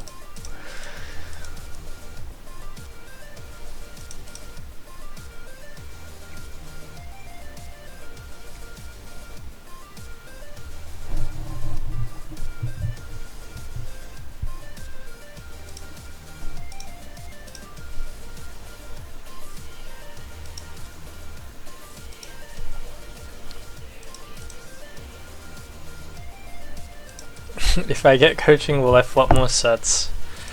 That's unfortunately not included as part of the package, but you will learn how to save money when they have a set. So you can protect yourself from people flopping sets a bit more. Which is like the other point, fold when they have a set.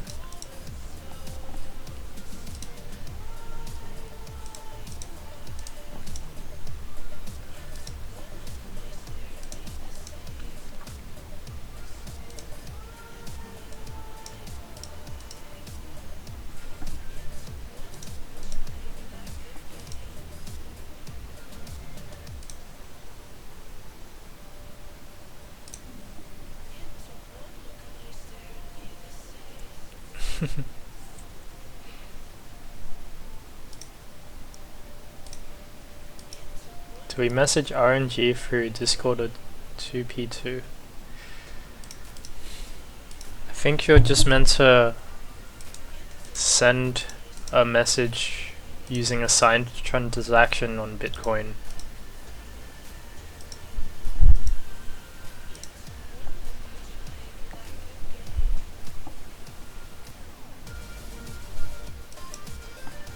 Do you know what this is? Kappa, kappa, kappa, kappa, kappa.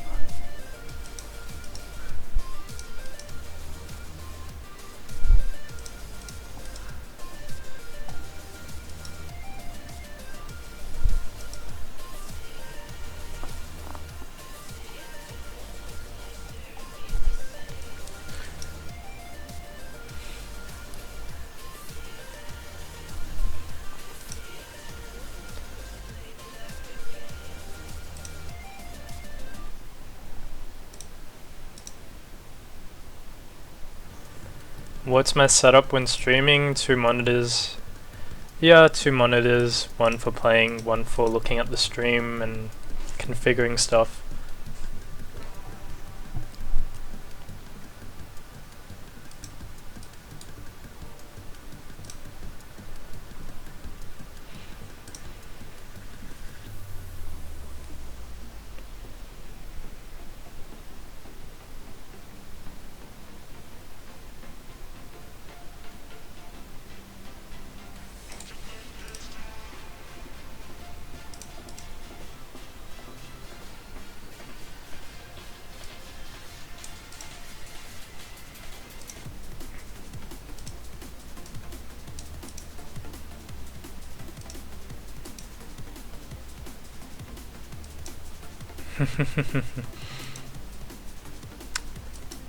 Interesting line. I think this is like an exception to calling the river raise, but I could be wrong. Okay, queen jack off. This is what I think is a exception spot because of how range construction looks there, but again, like, I just estimated his range wrong because I wouldn't put queen jack off in his range there. So occasionally you have people who are just wider than you think. What kind of monitors do you use? Right now I have an LG monitor. It's like a 4K one, and then I have a Dell one which is like super old.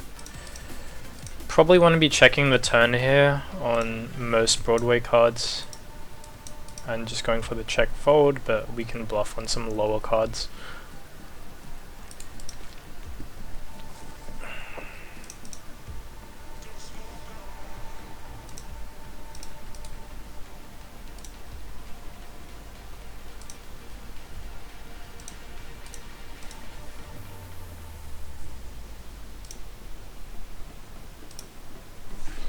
So yeah, like the Dell one is like a really old 1080p monitor.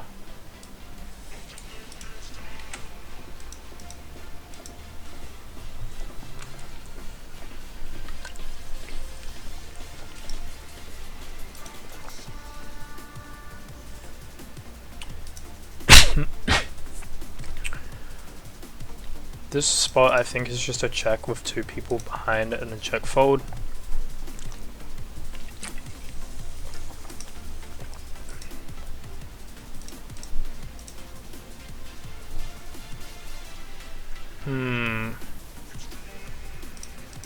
Kind of difficult to find better hands that would value bet than us.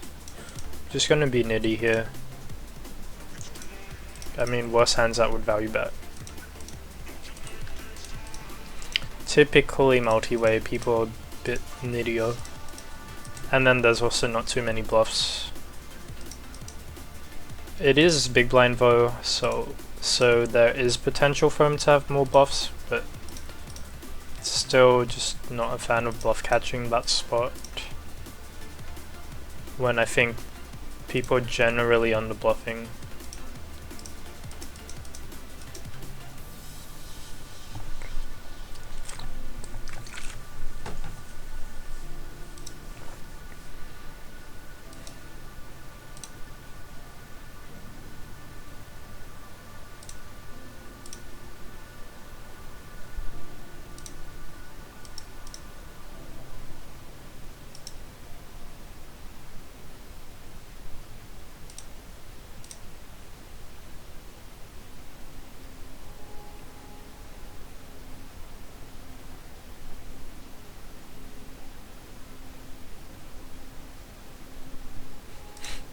Song request warm up logic. We could bluff this one, but I want to have something rather like ace 9 or ace 8 to block the straights. Or even like a king high.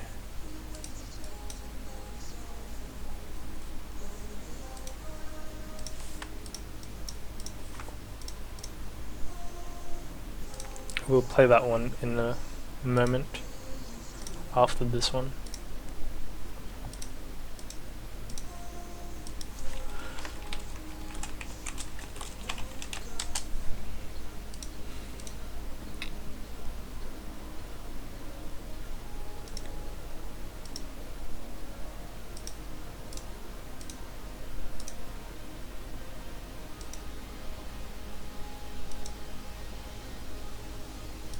Board texture, well, typically just bet a larger sizing with these types of hands because a lot of hands can call and you need protection. On the turn, improves quite a lot of his range. Can't get free streets. On many runouts, so playing it as a check. And he has a straight. Saved money.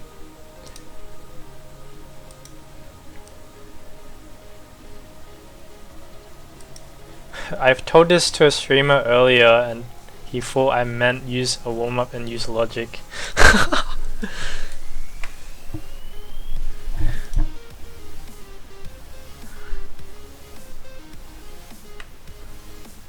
Gotta be logical.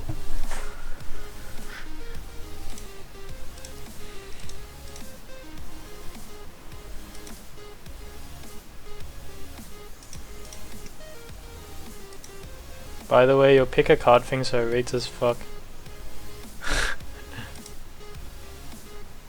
I'm a pick a card degen now.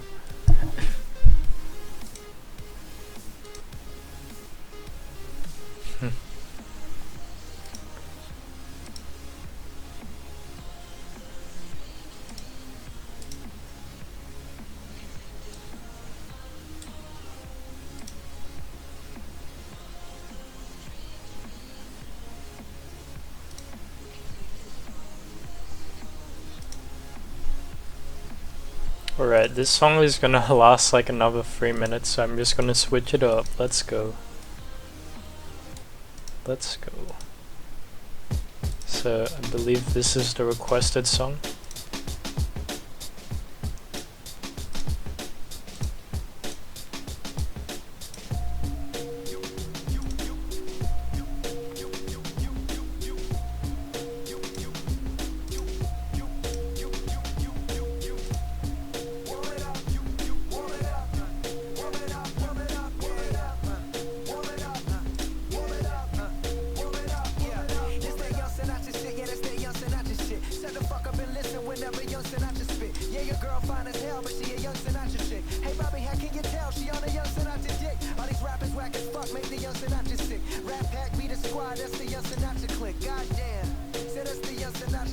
He was also an ACR Stormer streamer and mad people were trolling him about the DDoS attacks.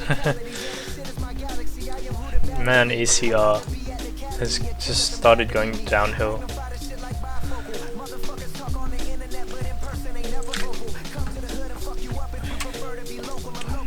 When are we gonna have Australia's card room?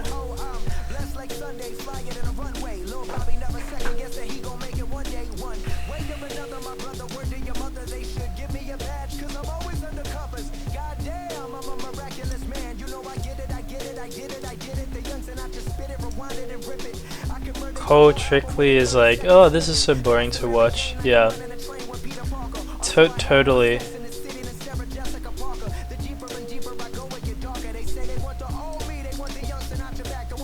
Totally boring to watch.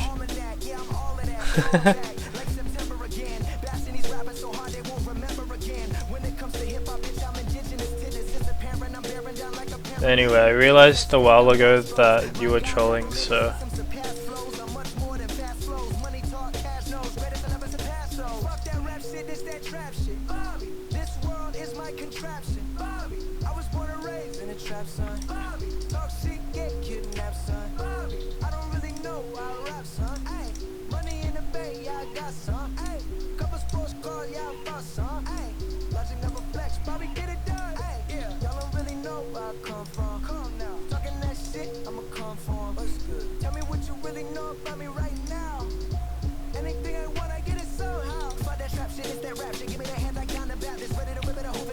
Anyway, just remember, Cole Trickley asked for a steak. I'm pretty sure he's playing micros or something. I probably stacked him at 25 and he's salty. Maybe he did actually have that king's hand.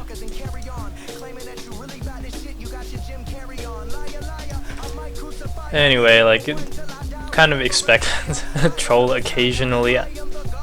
Like, it's gonna happen eventually. Like, you just can't get around that. There's always gonna be people online that don't find that they have any value in life and want to just take value away from other people. It's something that's unavoidable. So, gonna be betting the river again for value here. Think since we have diamonds, we can actually size a bit bigger since we block some of his auto folds. Go for the small bet here, get raised. Of course, just folding. Typical cold 4-bet spot. Oh, he raised me on a king high board when I have ace king and aces and kings. Easy fold. So just checking my music player on Streamlabs. I see a song request, so I'm gonna play that one.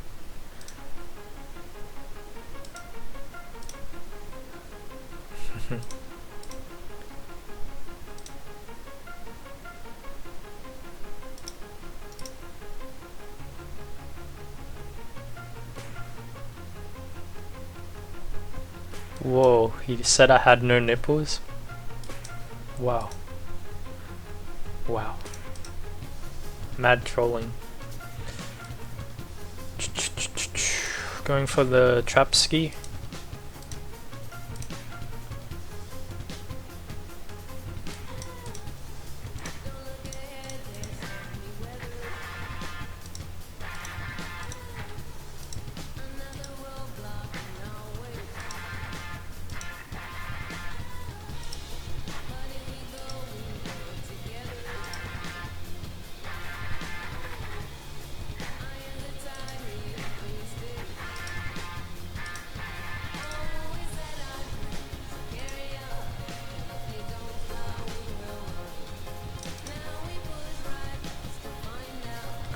About to stack kings again, I wish. Wish I stacked that guy as well. Sometimes you just won't stack them though, because they have ace king.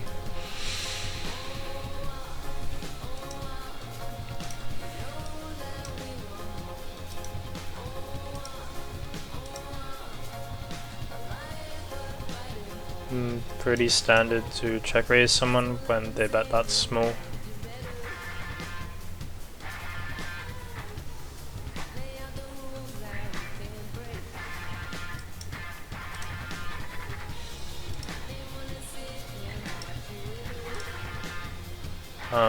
Typical of me to bet small on the paired board.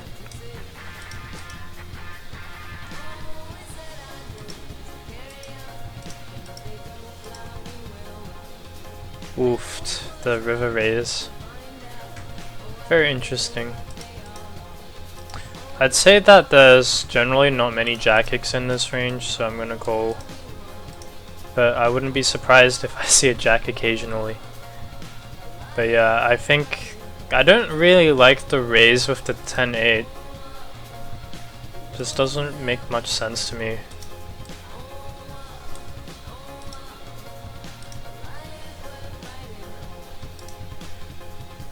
This is the original. But yeah, pretty uneventful hand when the board double pairs. Would have stacked him otherwise. But sometimes you just don't have it your way.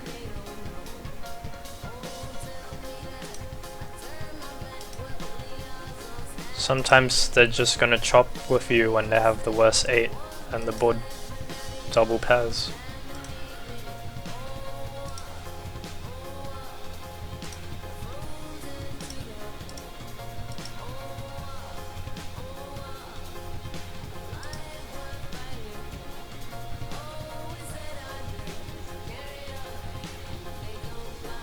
And that's the nature of poker.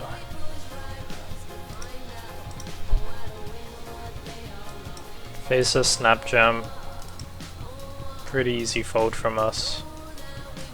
With just ace high gut shot. Picking up kings.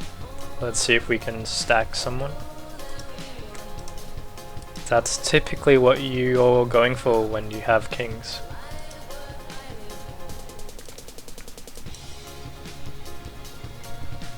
But also happy to just take down the blinds and not see an ace on the flop. But obviously want to stack someone whenever you have a good hand.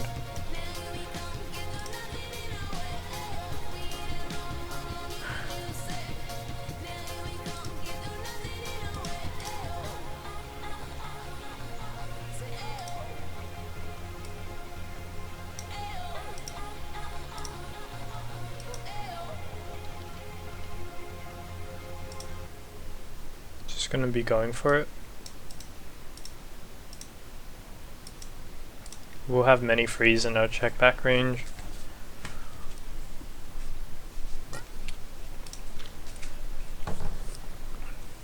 I mean, sure, you have the flush draw and block some stuff, but you're also getting some ace highs to fold in that line, so you might as well just bluff it.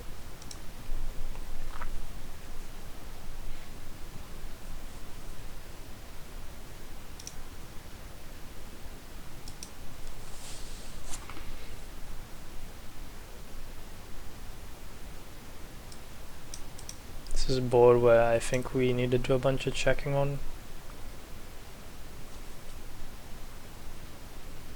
And facing this size, gonna be calling.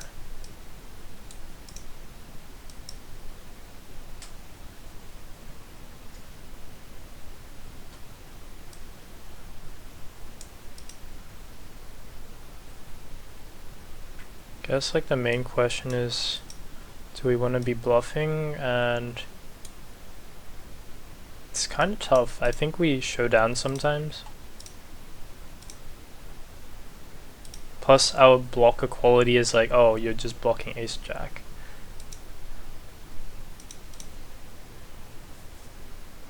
We'll have some kings in our range as well. So leaning more towards going for a bit of a weird check raise bluff on the river, but basically like one of the main hands that will play this way will be kings, since we're just check calling the flop with it. And I think this line is also going to, like, his line when he checks back on the turn is going to be a bit more capped, so it makes me a bit more interested in going for a check raise bluff, although it seems a bit unconventional. I just think it gets through more than usual, and if we are to have bluffs in this kind of line, we would be using that kind of hand. But maybe you probably want to have a heart. So does he ever fold there though? Well, I think a lot of people do, because that line is just pretty knotted. And the range is somewhat capped, so they have a bunch more snap folds in their range than if he barreled the turn and then bet the river again. So generally when people cap their ranges, I'm a bit more interested in bluffing, since they have more thin value hands there.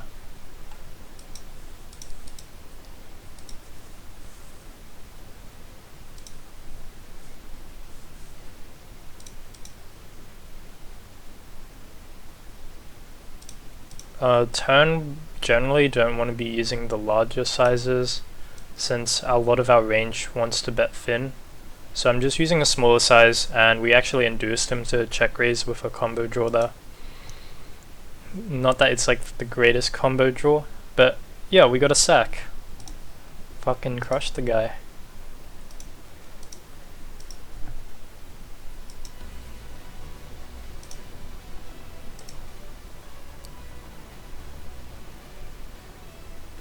That's how you do it.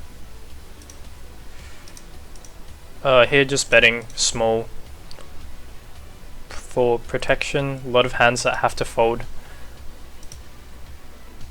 Also, he will call some ace highs as well, which makes it somewhat attractive to start going for some bluffs.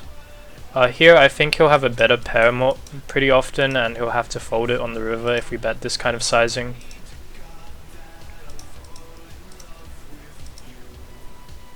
The 10-9 jam.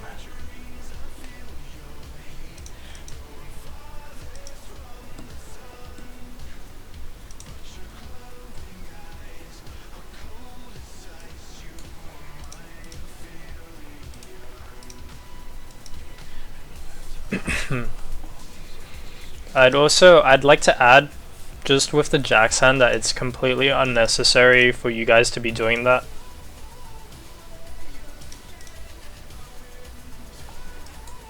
Like, it's going to add to your win rate if you know when to do it correctly, but more often than not, if you're trying to integrate that, you're going to really struggle, and you're gonna have to punt off a few stacks before you get it right.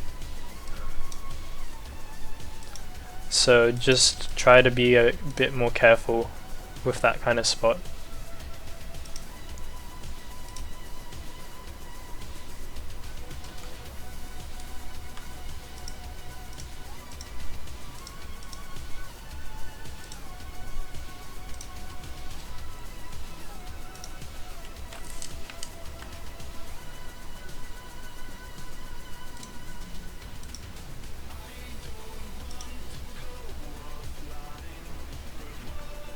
EDM song request.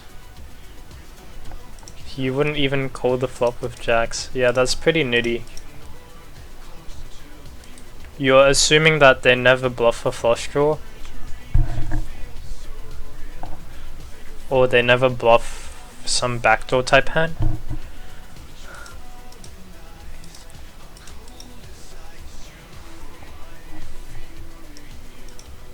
Or even bet like a pair for protection. Like I wouldn't exclude hands on that board on the ace-3-2, like 4s or 5s.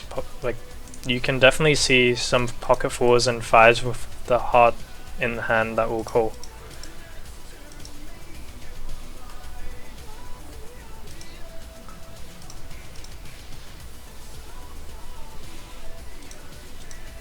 Yeah, A lot of people are just afraid. His sizing on river didn't make any sense when he checks back turn and king hits river. Some people are going to play a mixed strategy on the turn heart when they have hands like ace queen with no heart and ace jack with no heart.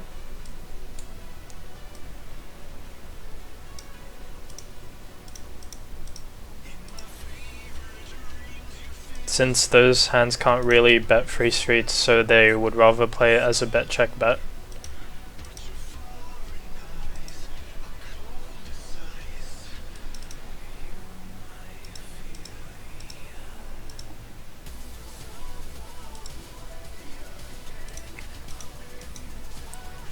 But yeah, I agree that he should probably size a bit differently.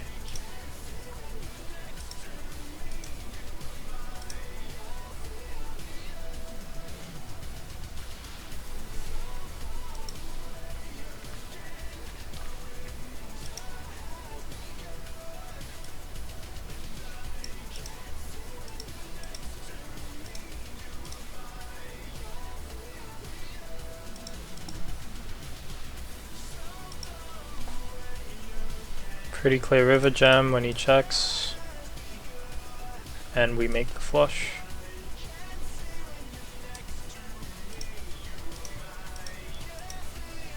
I will be impressed if he has a nut flush here, because I know that he'll have to check a lot of those. But I think he'll typically just overfold here anyway once he checks river. Regardless, like, typically a spot where you're just going to jam the river when you have that kind of hand and there's less than pot behind.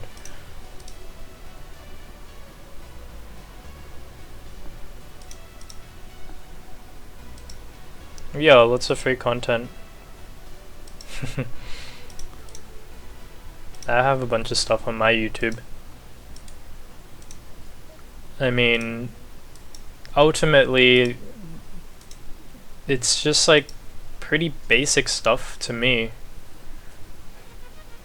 but it can seem really advanced to you. But that's just because we're at a different level of context.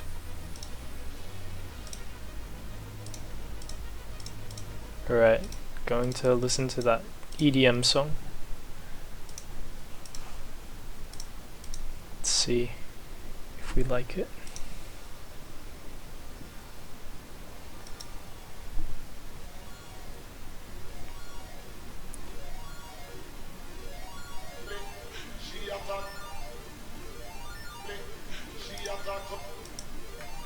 Don't mind check raising this board with a hand like this. We block the jack 9, we have a lot of strong hands in our range. Once he does continue just giving up, because my thought process is that he'll overfold the flop, so if I think he's overfolding the flop, then I have no reason to start bluffing the turn.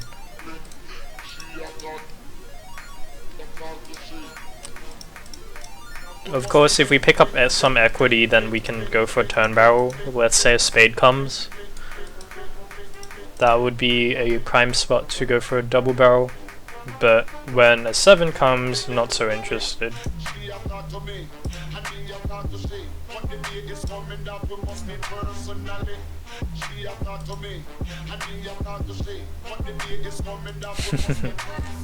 Not very much EDM, but I like it. I like it.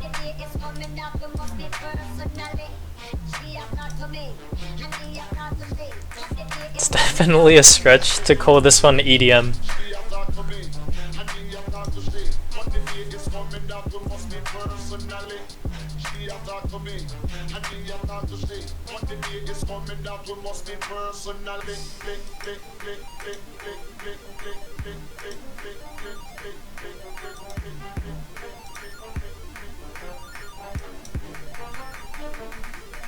We'll be wrapping up the stream, so gonna start sitting out.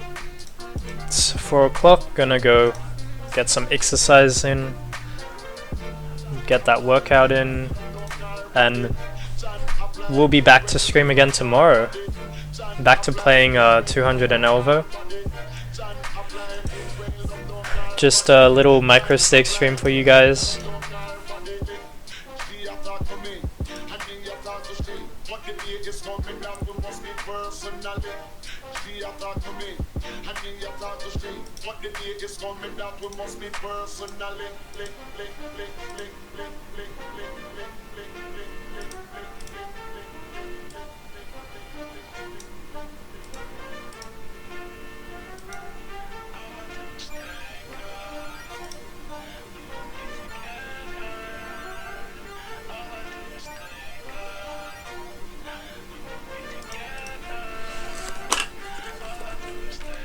I think River will go for that overbet. Mainly because he can have some straights in his range as well as some jack-X that will find a call.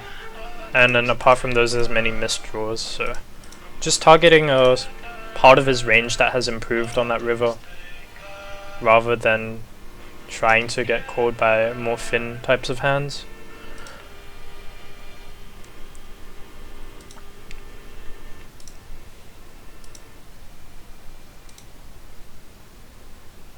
And jamming it in with the ace king offsuit. Pretty standard for less than 100 big blinds. Just need to win the flip. Nope, don't get that. So we lose a little bit of a flip at the end, but overall had a pretty fun session. Got some interesting discussion going in, a bit more strat talk today, so we'll be uploading this one on YouTube when I'm done with the stream. So definitely re-watch it if you joined in like a bit late, because there was a bit of content at the start that you might have found to be pretty helpful. Anyways, catch you guys later.